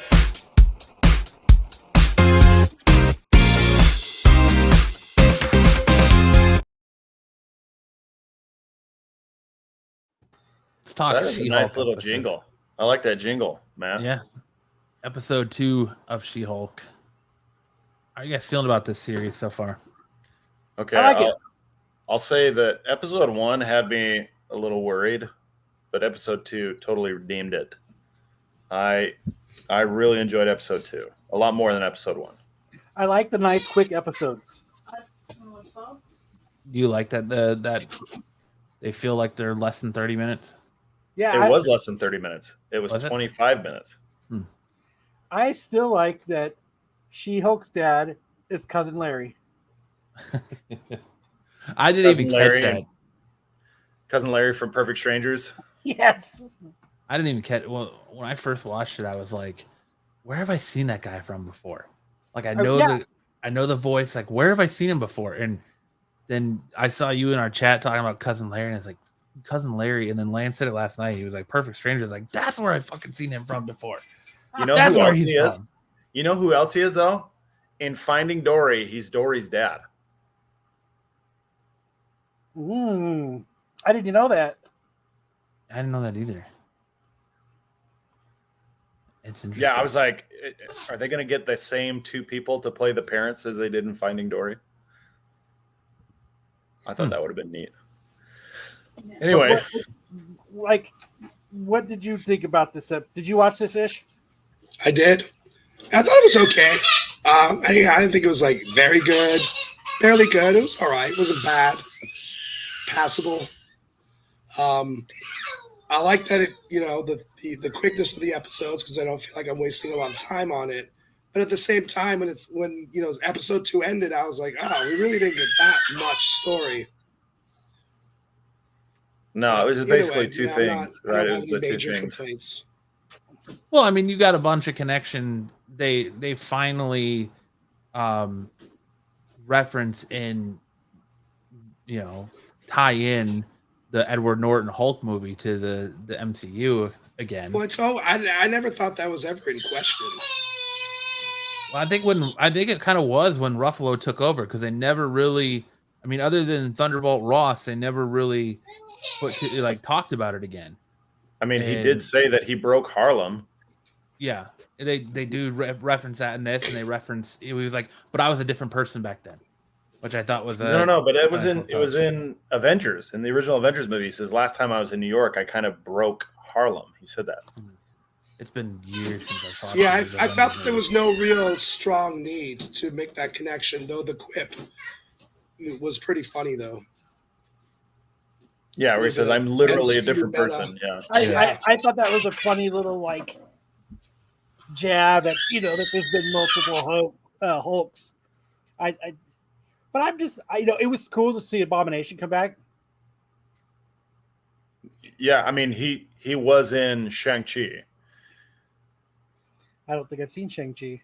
Well, the cliffhanger for the episode is what his scene in Shang-Chi, where he's fighting in this underground fight club Against that Wong. was supposed to be secretive, but I guess isn't. They put it on the news, so it's not so secretive anymore. But yeah, he was fighting against Wong in Shang-Chi in this underground fight club. I like that she's just like, oh, I really want to take this case. Abomination breaks out. She's like, Yeah. she's just like, this is a great start. Dude, How as a about lawyer, Emil Blonsky? let me just say that client shenanigans are the worst thing to deal with. You've How got about all Emil this stuff. Blonsky doing the Trevor Slattery vibe? Yeah, definitely. The whole namaste and my pen pals and all that. He sent me a really nice haiku. Yeah. Sam, so do you think it was realistic for a deputy district attorney to be fired at night at a bar? No, that's not very realistic. First thing you got to understand about government jobs is that no one gets fired from a government job. Exactly. So I thought this was, I guess it's a nitpick to say that was unrealistic, but that kind of stood out like a sore thumb to me. Like, yeah, I don't think that's how this works. She just said she's a deputy district attorney. I like that he's got 7 inmate pen pals that he's going to go try to spend his life with. Yeah, they were like funding his Patreon, right? They were going to buy him an island. His prison only fans. Exactly. Only prisoners. Oh man, yeah. No, the first part, the episode had basically 2 things that happened in it, right? You have the job search, and then you have the Emil Blonsky portion of it. Okay. Soon. BK says, "How often have you defended Kyle from Comic-Con incidents?" I've never had to do that. Not even one time. It'll come. Give it time. That's what she said. Yes. I softballed that right into you. That's what your wife says too. Yes. Stop giving her the softball. Stop One more pitching softball. softballs, Hold Kyle. on. No. You got to go hard and heavy. That's Stop what your pitching wife soft said. serve. All right. Back to the episode. I thought that some of the things that were great were kind of the comedic timing. There was one thing that I thought was kind of a caricature, and that was her new boss, Holloway, just being an absolute dick to everybody. He's sending one guy to Minnesota because he hates the snow. He's firing people just because he doesn't like them, and he's just being absolute caricature of the law firm boss, right? He's just heartless. He's all about the bottom line. And so he's going to be kind of a one-dimensional ego trip. That part I was like, okay, so they're not really taking the people seriously. This is just going to be a caricature. And I mean, correct me if I'm wrong, but this show is directed and written by a woman, right? Or women? Like Yes. Fuck, now I can't watch it. Well, no, it's not that. I'm just saying maybe it's the case that men and women just don't understand each other, and so they're writing the men as kind of one-dimensional caricatures of what they seem to be, just tropes. All the men are just tropes. And the only true, dimensional character is going to be Jennifer Walters. But, I'm fine with that. But I did enjoy it. I thought it was funny. They played those tropes for laughs, and I laughed a little bit, but I liked it a lot more than the first episode. I liked it a lot much too. I like it a lot. I mean, out of the Disney shows, this is probably right now. I'm enjoying it more than a few other Disney shows. Like Moon Knight. I'm thoroughly enjoying it. But to me, it's you don't have to do a lot of thinking, so that makes it really better for me. It's no Mighty Ducks, I'll tell you that. But it's just, I don't know, it's just kind of fun. Just You leave kinda, Mighty Ducks alone, Ish. Emilio. They're game changers, all right, Ish. Leave them alone. Dude, Gordon Bombay should fucking cameo in She-Hulk. I still think the best part's at the end when she has to do all the chores at her dad's house. Yeah, that was Carrying in all the water and post-credit hanging the scene. TV and shit. I think that's funny. The post-credit scene was pretty good. Come here. So It is kind of sitcom based a little bit. Yeah, I like it that it's like that though. it's a lot like Ally McBeal. If you guys are familiar with Ally McBeal, it's like girl-centric, Dancing baby. girl-centric Female legal lawyer. show. Yes, it is. You were great, Peter Parker Pants. She-Hulk is different from the typical MCU. Yes, you're on mute. If you're going to say something, take yourself off mute, man. Right there. I was responding to Brooklyn Ann Nocenti. I believe she just passed away recently. She's a big-time TV producer. You'd be surprised that like her name is on a lot of our favorite TV shows, including a lot of Star Trek. I'm with you, Patrick. F the haters. I like She-Hulk too. I do too. I enjoy the show. Yeah, I'm having a lot of fun. I enjoy the show mostly because my fiance enjoys it and she is excited to watch it, and to the point where she's even like, we have another episode of She-Hulk to watch, and she could care less about most all the Marvel stuff. So it's See, it's funny. My wife is the opposite. She wanted to watch the other stuff. This she has zero interest in. How does she feel about bread, though? busy being your mom. About How bread. does she feel about sourdough, local sourdough? Don't get me started, Sam. You know, I have a new Running segment gag. on Friday nights. Grind my gears. Maybe I'll save it for that. There you go. It's a pretty good one. But all right, I think the general consensus all around is that She-Hulk, not too bad. Thumbs Mitch up. gives it a thumb down for being fired in a bar. No, I'm not giving it thumbs down. I don't hate the show. I don't think it's awesome, but it's all right. I'll give it. Oh, went too far. Touching each Yeah, other. I mean, Thumbs touching. I enjoy the show. I mean, I One get thumb it. up for me. I just, it's just fun to watch.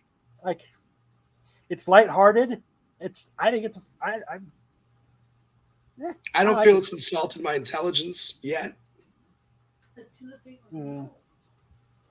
I wouldn't look that deep into it. It's just a, I'll just stick to watching WWE. Nobody respond to that. Oh, guys, if speaking of wrestling, if you guys are wrestling fans, I do want to give a shout out to Party Hard Wrestling is having their finale, their series finale at the Nile in Mesa on Saturday, September 3rd. It's like $25 for adults to go.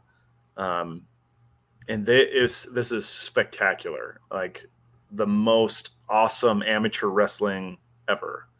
I mean, it's not amateur because they do get paid, but it's like local wrestling.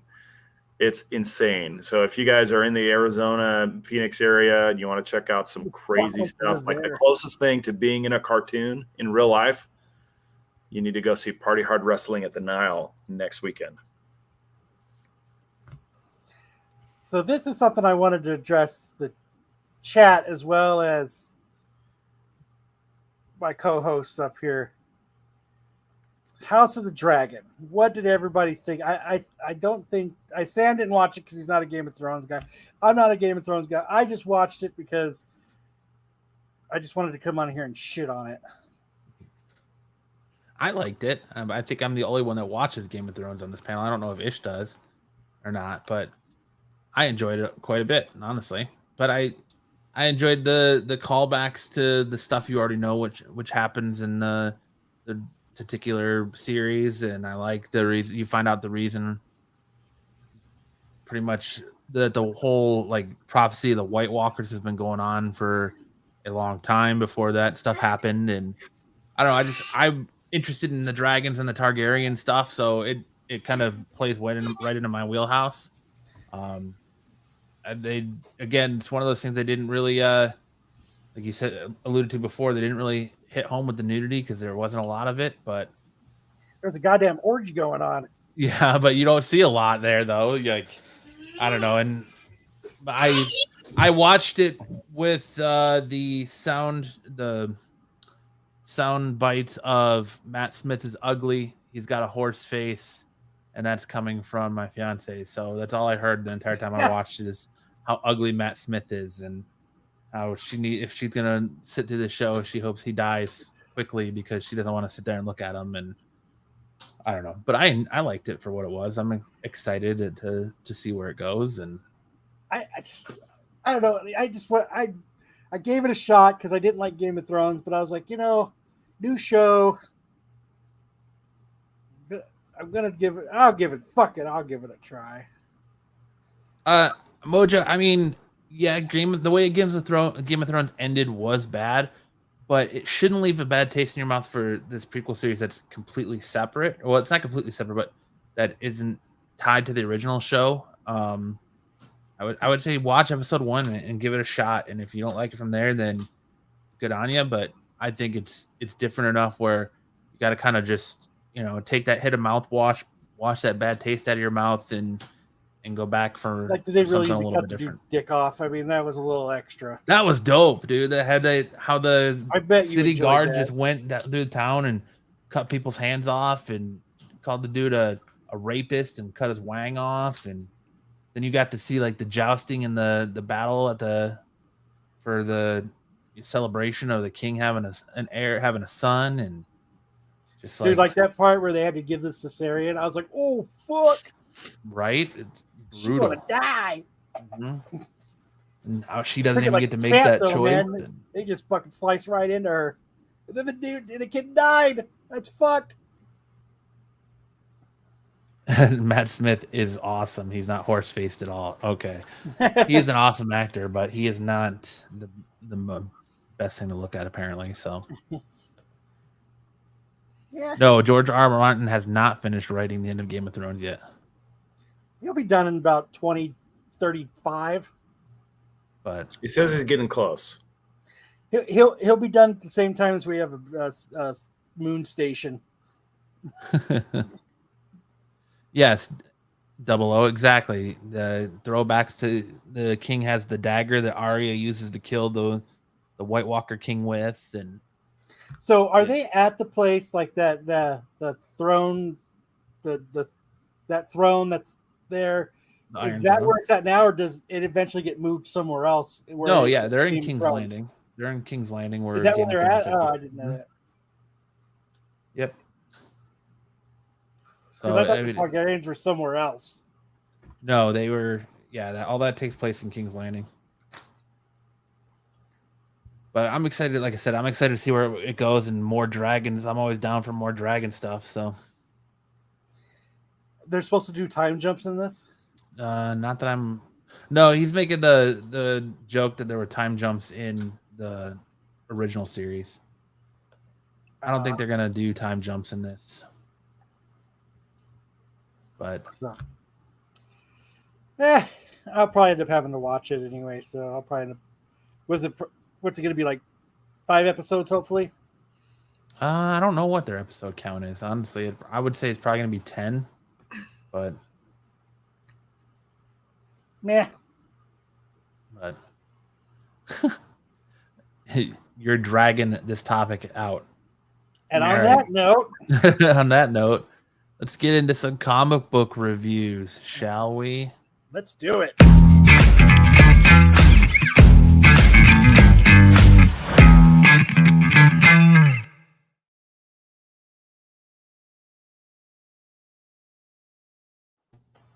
Start with Amazing Spider-Man number 8. All right, let me bring that up. Great offerings of Jean Romita Jr. art. I don't know. Maybe it's just by attrition, but I'm starting to get more used to the JR art again. And in this issue, I didn't think it was that bad. There's some bad ones. I can't, dude. I can't do it. I can't. You watch some of the amazing artists like Ryan Otley when he was drawing this book, and you watch some of the amazing artists that have taken on Spider-Man, and then you go to JR, who's just like, everyone's got a blockhead. I just can't do his art, man. I just can't. I can't do it anymore. Like, it picked up where the last issue ended with Spider-Man being dropped from the skies by the vultures, by the vulture, I should say, thinking he's going to die. And he comes up with this brilliant idea that he's still got web fluid, so he's going to break open a web cartridge to try and use it to break his fall. And that's an excessive amount of snaps on 4 panels.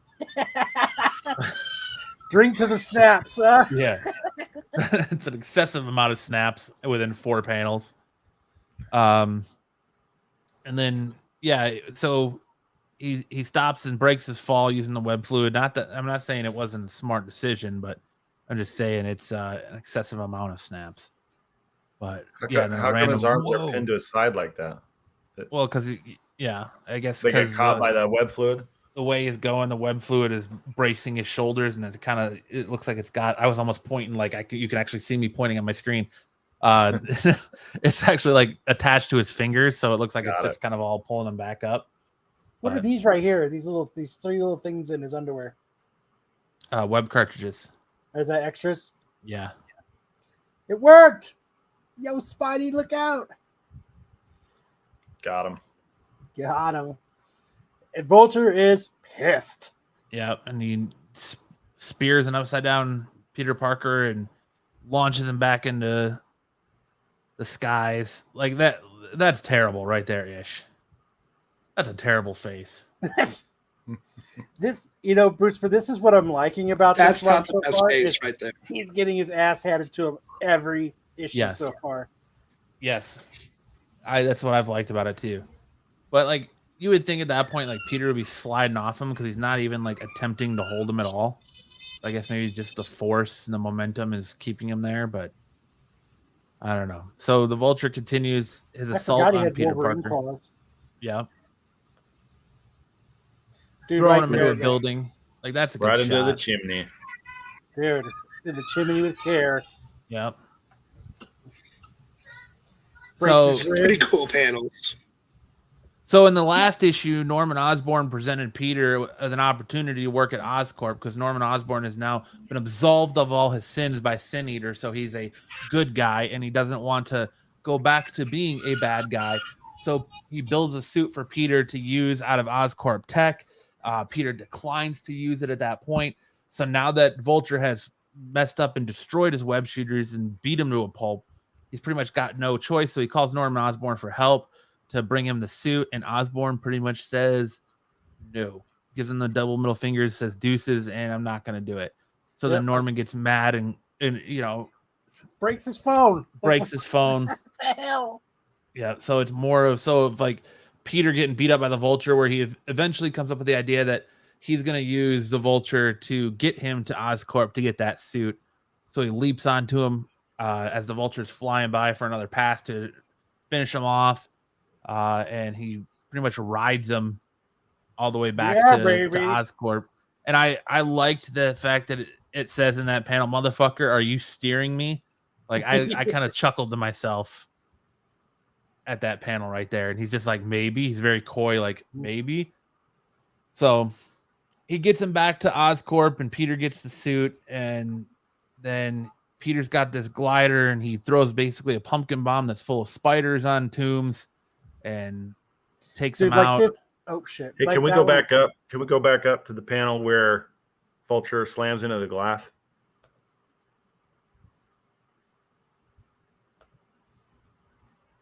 I think it's the one right before. Well, just every time a bird slams into the glass of my house, it always leaves the wing prints. Right. Unreadable. No wing prints. Or its dead, lifeless carcass on the ground because it broke its neck. Freaking birds. Like I in his love, glass, like man. this is badass. Like this Yeah, is where he's got a spider glider, and he makes reference about how gliding around is more fun than web slinging, and that he should have done it a long time ago. But so then he starts the assault on Vulture, hitting him in the face with the spider bomb, I guess you could call it, which releases all these like little mechanical spiders. it's like So a then, horror movie. yeah. So now that Spider-Man has this new suit, he pretty much takes Vulture to the woodshed, who's all upset that Peter told his granddaughter that he's a murderer, and he gets upset about it. And Peter's like, "What are you trying to do to me right now?" He's like, "You think that the response for your granddaughter finding out you're a murderer and getting angry at you is to come try and murder me? You think that's the best thing to do?" And he's pretty much like, "Yeah, that's what I thought." So Yes, the Iron Spider suit is better, but this one it isn't is. bad. Well, and we haven't really seen what the Oscorp Spider-Man suit does, other than this little bit of gliding and attaching to his back. Like, it's still kind of unknown what it holds and what it can do, but it was cool enough. And then Like you if kind of have a return the comment. favor. Yeah. And then he's like, "No, the suit can do one more thing. Check this out." And it's got a built-in emoji face. That's where I was like, "Fuck." Yeah. And he's like, "Oh, he's asleep. Darn." He's hitting with this like little emoji smiley face. And I was like, That's come funny. on. And then, so Peter has this confrontation. This is the part where he's kind of like talking to him about how he thought it was a wise choice to try and kill Peter after his granddaughter finds out he's a killer and gets pissed off at him. Those are the worst webs ever. Yes, they are. Looks like looks like he fell into like a porcupine nest and just got shot with spines. Or he felt It's a terrible. cactus. Yeah. But so it comes with Peter coming back to Oscorp and basically confronting Norman he looked like he's taking a dump. Yeah. Basically confronting Norman, asking him like, why didn't you come help me? Is this a trick? Are you trying to kill me? And Norman basically breaks down and says, "I wanted to help you, but because Sin Eater absolves me of my sins, I'm afraid that I'm still that person and I can't be that person anymore. So the minute I step back on that glider, people are gonna automatically associate me with the Green Goblin again, and it's gonna come out that I'm that person. And as much as I want to, I have to fight that urge." And Peter pretty much sees the renaissance in Norma Osborn's character and agrees to work at Oscorp. Yep. And Was he that's giving him pretty a much Chicago sunroof? Is that what was happening? Yep. So, yep, that's I like how Norm Osborn looks like he's only got one tooth in that panel too. Like Yeah, he let's didn't go draw back. any teeth but one. Oh, Just one yeah, tooth. man. So does Peter. Same with does too. Peter. Yeah. Peter looks like he's trying to give him the well, he dirty just got hair. all his knocked out. So Make my day. Yeah. But this has been a very good arc in Spider-Man so far. Like the creative team on this is really doing well, minus the Ramita Jr. art. But the story itself has been very, very good. I really like this Matt Reed's Comics to You segment. Just reviewing it, man. Giving you the gist, the rundown.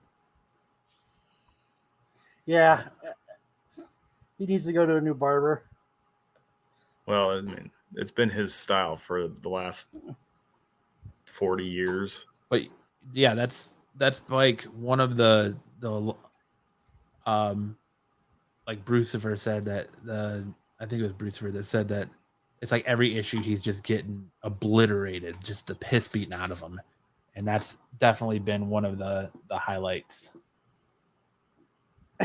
So That's what I thought too. That he has cornrows. So I thought the same thing. So, want to do damage control? Yeah. Alright, Bill. So this is Damage Control 1 by the same guy who wrote the Goldbergs, Adam Goldberg. Now, I don't remember if you guys read the book. It was called Hank. Oh, fuck. But it was Hank something, Agent of Hydra. And it's pretty much like Hank clocked in. Hank Johnson, Agent of Hank Hydra. Johnson. Thank you, Matt. And it was like, it wasn't like so much as a superhero thing as it was more like a day at work. Yeah. Like, Hank Johnson was like, you saw him at home with his wife, and like he clocked into work. He had a dude that sat next to him that was his buddy, and so this is kind of what Matt and I were talking about. This was kind of that same essence to it. So just sitting here, if you want to do it, Matt, you're really good at reading the comic for everybody. So this dude is basically applying for a job with damage control in a coffee shop. He doesn't even really know what he's applying for. He's talking to the guy interviewing him, and the guy's basically bragging about how he works at damage control and how they're like the company that is responsible for cleaning up superhero messes, like when the Hulk smashes through a borough in New York or anything like that. They are the ones that are responsible for the cleanup and basically the press of it and trying to take care of it. So as you see, like, and what I love about this book is just like the off the wall and like odd color interactions they have with these heroes. So like Moon Knight walks into this coffee shop and he's just like, "Yo, Moon Knight, what's up?" And Moon Knight's like, "Hey, you, like, I don't even know you." And so then they're talking, like, in the background, Moon Knight's ordering a coffee, and they call him Mona, and then they call him Moob's knife. Yeah, and they even write it on the coffee mug. And then like he's getting mad about how like I like what he asked actually for bought. no whip. Yeah, he got a grande quad, non-fat, one pump, no whip, mocha upside down. Yeah, for Mona. And then he's mad about how like he asked for no whip and they messed up his coffee order. Like you would really see Moon Knight in just a coffee shop like that, right? Like he's like seriously moving. Yeah, how does he drink it through his mask? Right. So then are the faces in this any better than in Spider-Man? Let's be real. I like the art in this a little bit better than what Ramita's offering, but I'm looking at some of these faces and I'm like, that's kind of not so. Yeah, Stop picking up for JR. Yeah. So then he takes him back to like the damage control main office, and he's like, "That building's old and condemned, isn't it? And falling apart." And he's like, "That's just what we want you to think." And he opens the door and walks in, and you just see like a massive pile of superheroes there. So you got a very busty Scarlet Witch looking like she was drawn by J. Scott Campbell. You got a very weird looking Kamala Khan standing there. Thor with his back to everyone, then Spider going up on there, and Wolverine. So you get introduced to what the damage control, and that his job is, he gets hired and his job is going to be the mailroom, and you have to deliver all the mail by 5 o'clock. Otherwise this world ending event can happen. I like this right here. You're going to need Yeah. to check under your eye patch. Yeah. And Nick Fury says, "Do that and you lose your arm, son." So like, it's just got really off the wall, cool interactions with the heroes in it. So then he gets, there he is in the mail room, and he's got to go deliver mail to floor 13. He's like, "There's no floor 13." He's like, "Oh, maybe it's just a little symbol." And he's in the elevator with Ghost Rider, and he asks Ghost Rider to turn down his head because it's a little hot in there, and because he has an ice cream cake. Yeah, that he's got to deliver. Yeah, and so Ghost Rider makes it hotter, and he's like, "Oh, okay." And then he's like, "This is my floor," and he gets off. And so what this is, the 13th floor is a pocket dimension. They explained it that there's so many people that work there in this division, and so many cubicles that they had to go to Reed Richards to build a pocket dimension to fit all this stuff in. So that's what floor 13 is it a pocket dimension. So he's going through and gets told where to go to deliver the ice cream cake. And that part was kind of funny because by the time he finds the guy, you see She-Hulk standing there and Forge. And so by the time he finds the guy that he's supposed to have the cake delivered to, it's all melted, and the guy gets like pissed off because he looks forward to this one slice of ice cream cake every year on his birthday, and apparently he never gets it. Always molded or olded and melted. And so he can't ever get there. So then they has to, like I said, he's got to work getting that mail delivered by 5 o'clock. So he enlists the help of Nightcrawler to bamf him all over the office to get the mail delivered, and he forgets to deliver one letter. And so he says, well, one letter, what can that harm cause? So he shreds it. And he's like, Grateful nobody will ever shred. know. Yeah. Well, then everything goes to hell. There's a red alert. Everyone's flipping out. And his boss or the guy that hired him says, what, did you deliver all the mail? And he's like, yeah, of course. And he's like, are you sure? And he's like, well, maybe there might have been an incident where I shredded a letter. He's like, we need to find that letter, because if we don't, the scrolls are going to like invade the earth, or the scrolls are going to like blow up the earth. So they start digging through the dumpster, and they enlist the help of Quicksilver to try and find the letter and piece it back together. And that's kind of where the main story ended, is with Quicksilver trying to help him put this stuff together. He's like, maybe the mailroom wasn't the best place for you. He's like, I've got just a job for you. And then that's where the main story ended. I just found this a fun read just for that. It's a shitty work day. It's a behind the scenes. It's the stuff that you think about in comics, what really happens. There's got to be other stuff that's going on, and it's that side you always wonder about. It's the everyday man who works, like you said, works that shitty same 9-to-5 job that you have, but just was around superheroes. And it's cool just to see the interaction and the difference in it, and just the comedy. Like I actually surprisingly really enjoyed this book. Like I'm looking forward to issue 2. And then what's that logo? What's that like bare-faced logo? That's just the damage control logo. And then this is a separate story that I did not read. I didn't read it either. I was like, I had fun. I'm not going to read this separate off-colored story. So then I Am Robin, a book that leads into Batman versus Robin. I love this cover. Yes, the cover's awesome, but the art in this book is so inconsistent. 1 minute it's really, really good, then it takes a steep turn, and then it gets really, really good again. So like there's parts of this panel that are really, really dope, and then you get to like the faraway shots of Robin, and then this shot of him when he gets his heart ripped out. It's almost like reading Amazing Spider-Man. Yes, kind of. Not quite that bad, but still bad. But Stick Boy says that's a Bulldog logo for damage control. There you go. Oh, okay. But yeah. Go ahead, Kyle. Explain it to us. What's that? I said, go ahead, Kyle. Explain it to us, or not. I was spacing out. What's going on here? This is the Demon Heart. She promises it to this dude. Go ahead, Matt. I can't remember that dude's name. That's why I was like, I'm gonna kick it off to you. Ah, you bastard. I can't remember his name, but this is a terrible. Jack Skellington, isn't that Jack? It's a terrible review.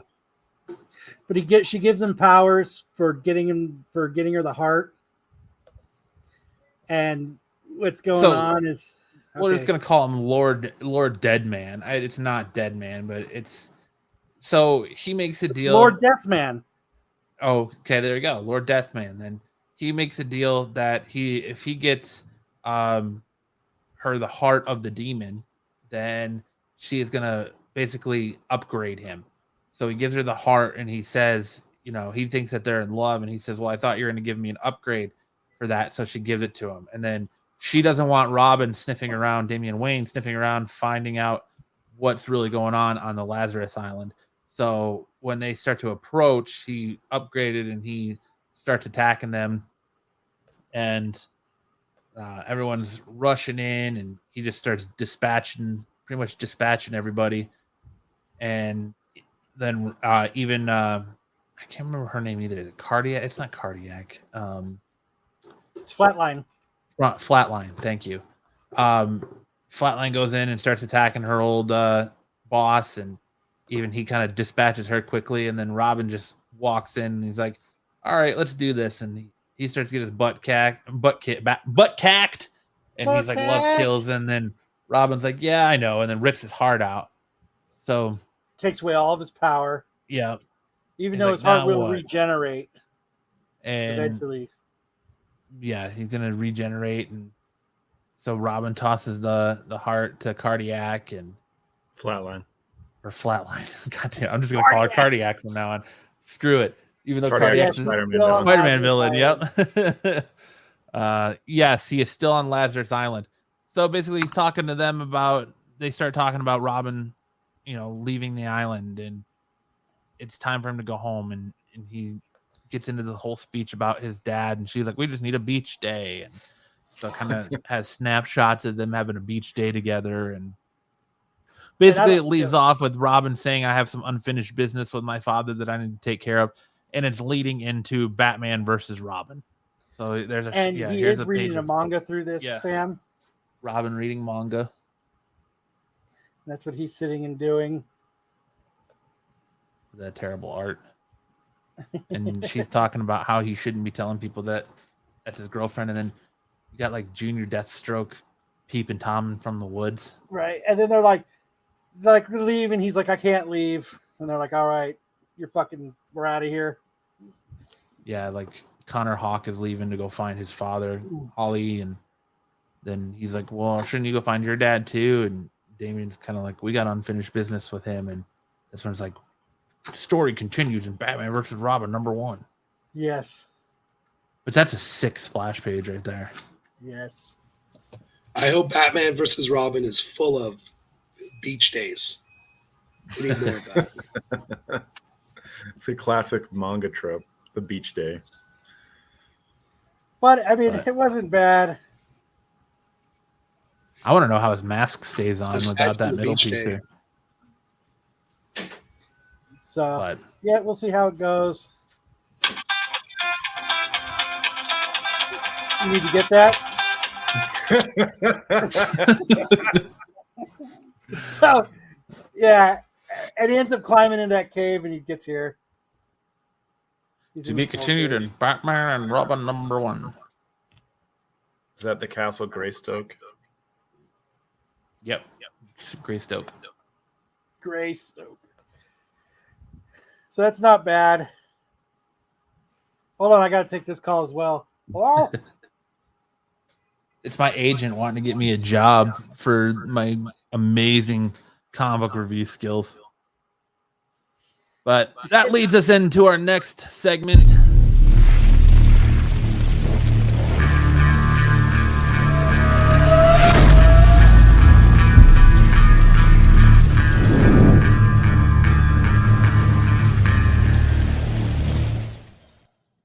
Best and worst comic covers of the week.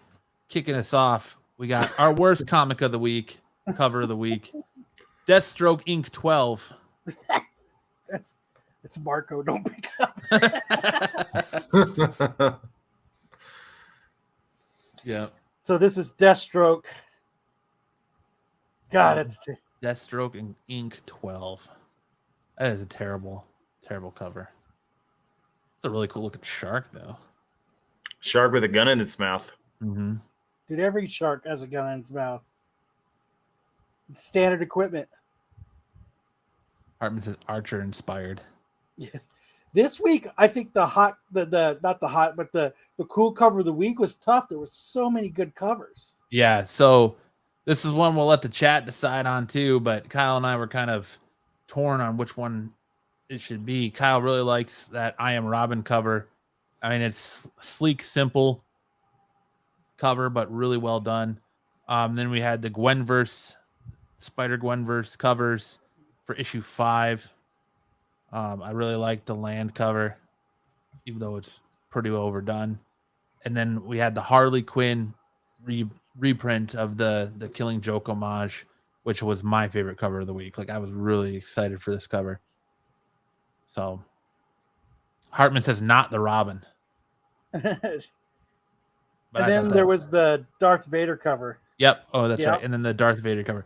That Darth Vader cover, I think, for me, it's a tie between the Harley Quinn and the Darth Vader, because that Vader cover is really sick.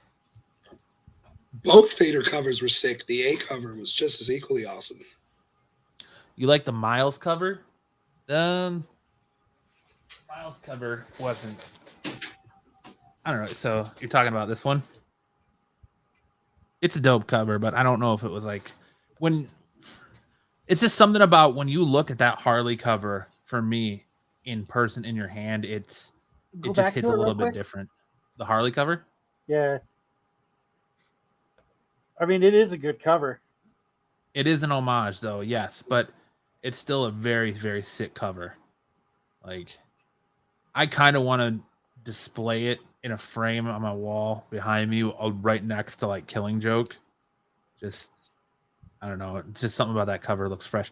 Honestly, even like the facsimile, like the Detective Comics 27 facsimile, it is just a beautiful looking cover in person. It's just something about it, man. But there you go. The Miles one is cool, but it just, I don't know, something about that Harley cover just hit different for me. So. Dude, and I bet you it's almost impossible to find a pure white of that Robin. Yeah. Because I'm sure there's all kinds of color rub on it. It's going to be, it's a... let's see. Does mine have color rub on it? What's the back of the issue look like? Out here. So you got to think that's what's rubbing on the cover. So, I mean, mine doesn't have any color rub. Mine does not have any color rub. No. So Eric, if you want to pull these up, Eric says his top 3 covers this week are Heavy Metal 318 cover A, Tales of the Human Target #1 cover A, Swamp Thing 16 cover B. Swamp Thing 16 cover B, huh? Yeah, that fucking Vader cover though, man. I saw that and I was like, fuck. But there were so many great covers. It was really hard for me this week to try to find what I thought the best covers were. Because as I was going through the previews, I was just like, man. That Swamp Thing cover B is pretty cool. Let me share my screen here. Oh, I didn't even see that. That is pretty good. Let's see. What was the other one? Heavy Metal 318. Let me bring that up. Let's see. I don't know if Heavy Metal 318 is going to be on this site that I'd use. I got it right here. I'll start sharing my screen.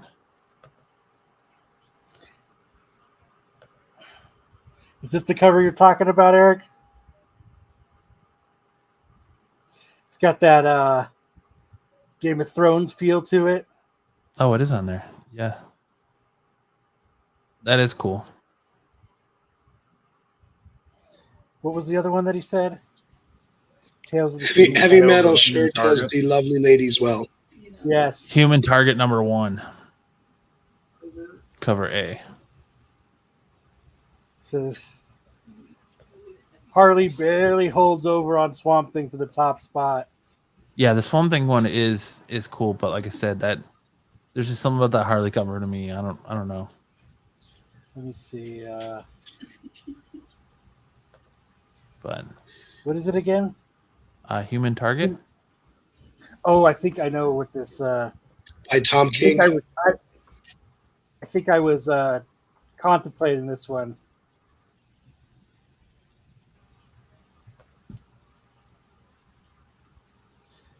Let's see. I don't think this one's it. Nope. It came out this Wednesday? I believe so, yeah. Yeah, Human Target #1. I can't find it, but we'll take your word for it, Eric. I think I got it right here. That definitely should be on League of Geeks. Under the DC books. Is it this one? Oh, Tales of the Human Target. He's right. Oh, it was. Yeah, like I think I got it right here. I could take or leave that cover. I liked it. It's cool. I'm not a James Bond fan though. That feels very James Bondish to me. James That means it's cool, though. sucks. You're just gonna insult Ish. Kyle loves James Bond. You're just really insulting you're insulting yourself when you say things like that. No, sir, that's an incorrect statement. Well, there you go. Those are our top picks for cover of the week. We're gonna move to a new segment that I don't have an intro for yet. We're trying out called the first appearance this week. We had 2 of them. Fantastic Four 46. We had the first appearance of Joanna, the sister of Reed Richards. So Joanna the half Pfeffers? sister of Pfeffers, the half sister of Reed Richards. So you get her first appearance this week, as well as everyone wanted to know what's going on with Billy Morales. Well, in Miles Morales 41, you get to see that in alternate timeline, Billy Morales becomes the sensational Spider Smasher. So those are your 2 big first appearances this week. That's kind of cool. Yeah. So there you go. And now moving into our top 5 list of the week, we decided to do top 5 She-Hulk covers. Who wants to go first? I'll go. Since I have to hold on, it's loading with my slow ass computer. Well, you just want me to go then? Yeah, go for it. This was my number 5 from She-Hulk number 4. I just kind of like how she's in the ring and she's got the Thing as her boxing coach. Number 4 from Dan Slott's She-Hulk number 1. I just really like the artistic work on that with the scales of justice and the whole justice is blind, and she's like pulling up the bandana, giving a little smile, nod to the camera. Then I like the She-Hulk number 2 cover. Can't ever think of the artist on this. Is Berntal cover, right? Ish. Isn't this the Berntal? I think it is. What movie is that from? Is that from Pretty Woman? I don't know. I didn't remember. Kinda looks like I it. think so. But I really like that cover. I just feel like it's a sleek, well done cover. And then my number 2 is this She-Hulk cover. I think it looks really, really well done. And then my number 1 is a Jen Bartel, that's right. Yeah. The Bartel, that's right. Thank you. Yes, Jen Bartel. Thank you, 00. Lena Yuck homage to the very first Immortal She-Hulk cover, which I think is very, very well done. So that is my top 5 for She-Hulk covers. I'll go ahead and do mine. Oops. So I got this Scotty Young. I just like it. It's fun. That's just a fun cover. I imagine that's another one of those covers that is probably hard to get it at a high grade. But I like it. Next one I did a Sensational She-Hulk 53 because it's a cool little homage cover. That's cool. I considered that one for my top 5. This is just a great cover.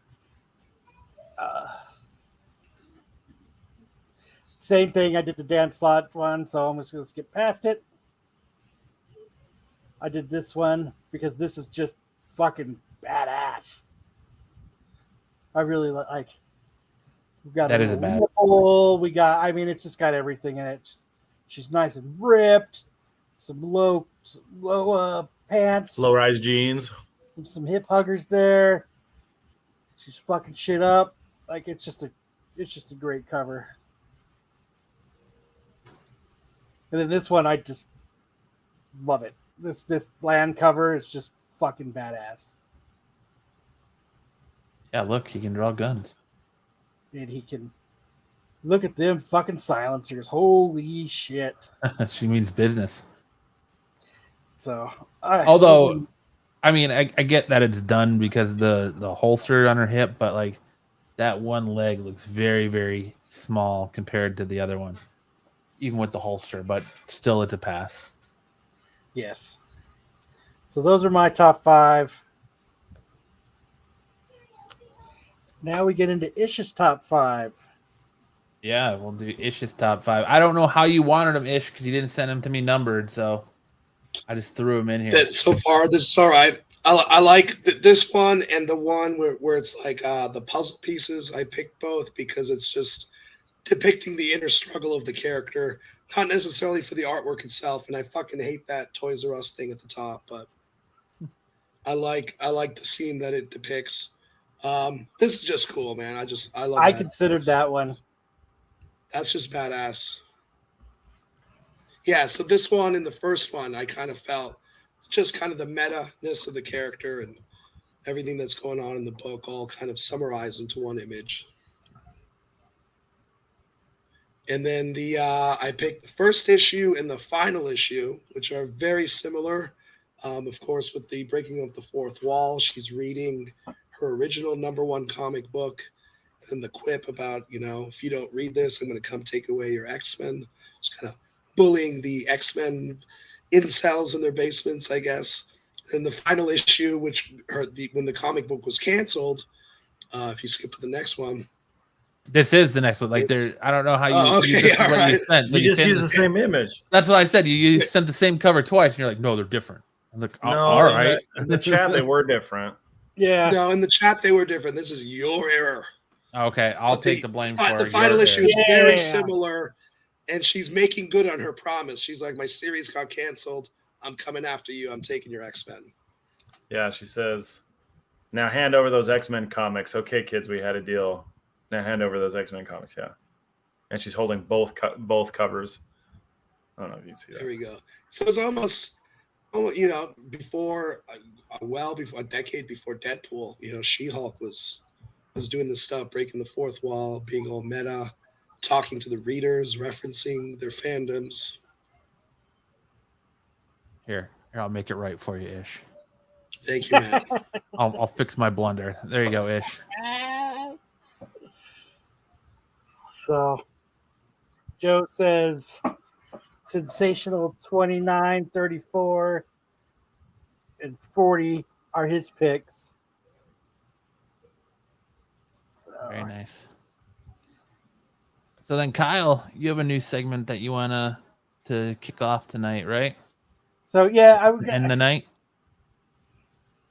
Yeah. So what I'm trying to do is I'm gonna try to keep it more theme related from now on. Like I was thinking about when we were first talking about doing this, I was talking about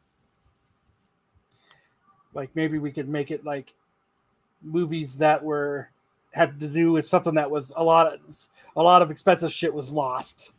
But I didn't do that. I kept it I wanted to keep this week's one a little fun. And what I mean by movie wars is I'm going to show 2 movies and we're going to vote which is the better movie and why, which one is preferred to watch and why. And I figured this would be fun for the chat, fun for us.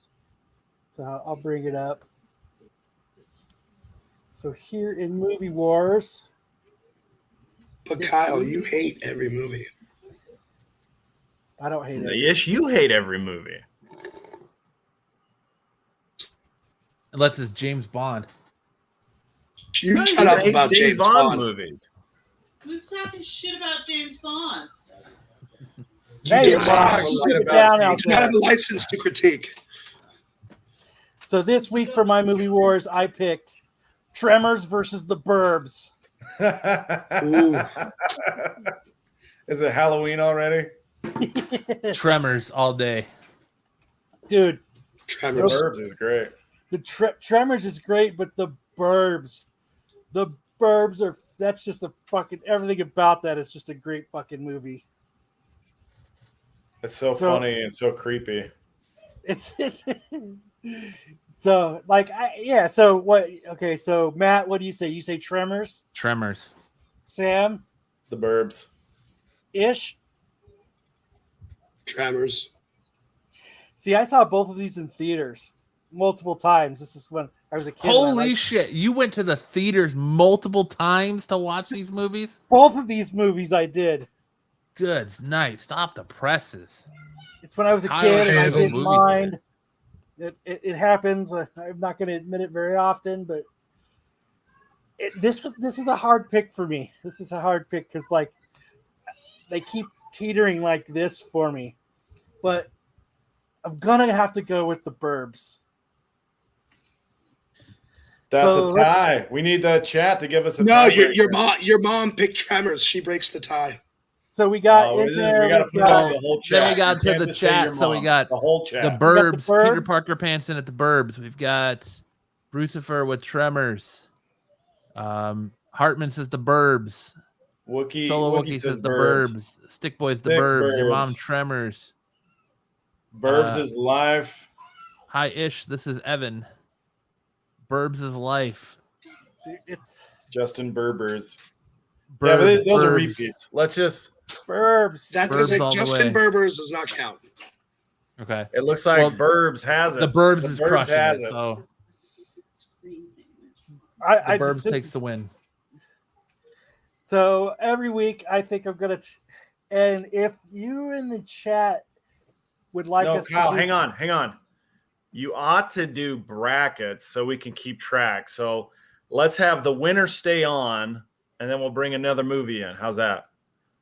So Burbs will stay for next week, and we'll see how good it does against the next pick in your verses. Okay. So if anybody in the chat has movie ideas that you would like to shoot at me that I don't think of, at Kyle6479 on on the Instagram. If you're friends with me on Facebook, you can shoot me a messenger there. But so this week it's the Burbs. The Burbs will be back next week to go up against a new movie. That's how we'll do it. We're also kicking around the idea of doing The Tremors too. a segment called Comic Wars, also kind of in the same light, but it's where you give us a situation or an event, and we try to find a comic book story that we feel fits that event. So you would give us a topic, and then the next week we would come prepared with the comic book story or arc that we feel best incorporates said topic or event, and then you would vote on who's the winner. So if you have an idea for that, a theme that we can do, you could do Kyle6479, or you could hit up the Absolute Geek Instagram with your ideas. if someone And you there send us starts that talking about a mind-blowing brick idea, oven, I'll send you a prize.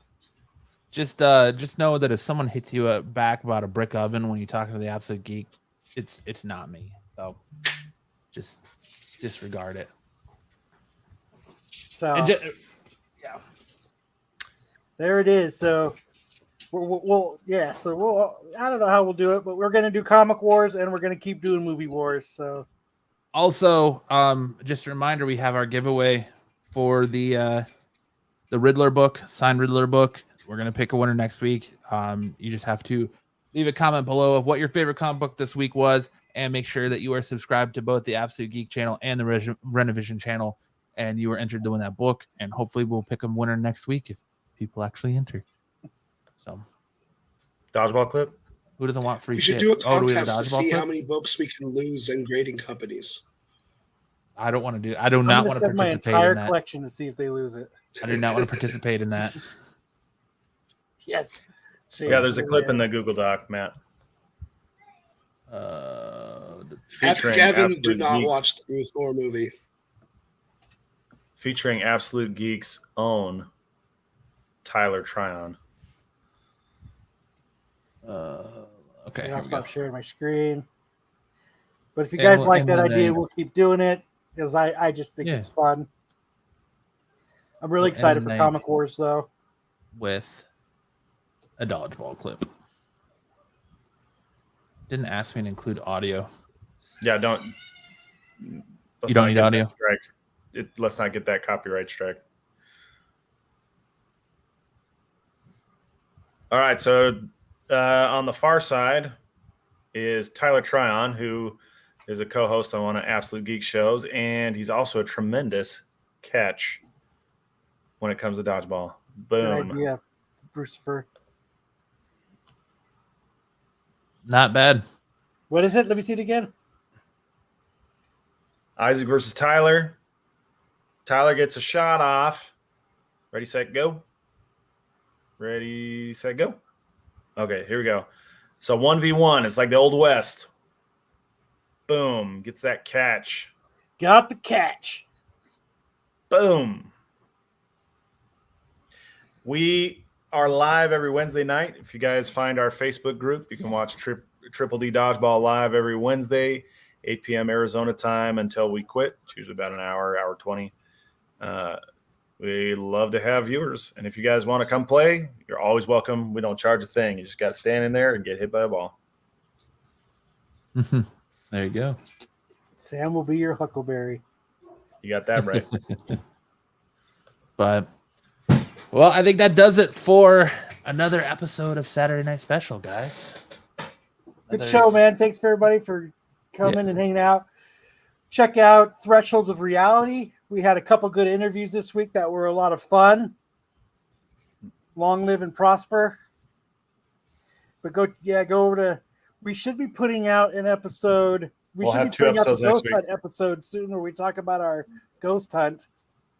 Yeah, that'll be not this coming week, but the week after that. We've got 2 new episodes, 2 new interviews coming this week as well. Because I think we're still going through our footage.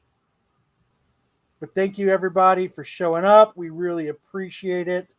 Thank you guys for the kind words. It'll get better, we promise. Can I say one thing? No, Always. you can't. Yes, One go ahead. thing, Ish. come on.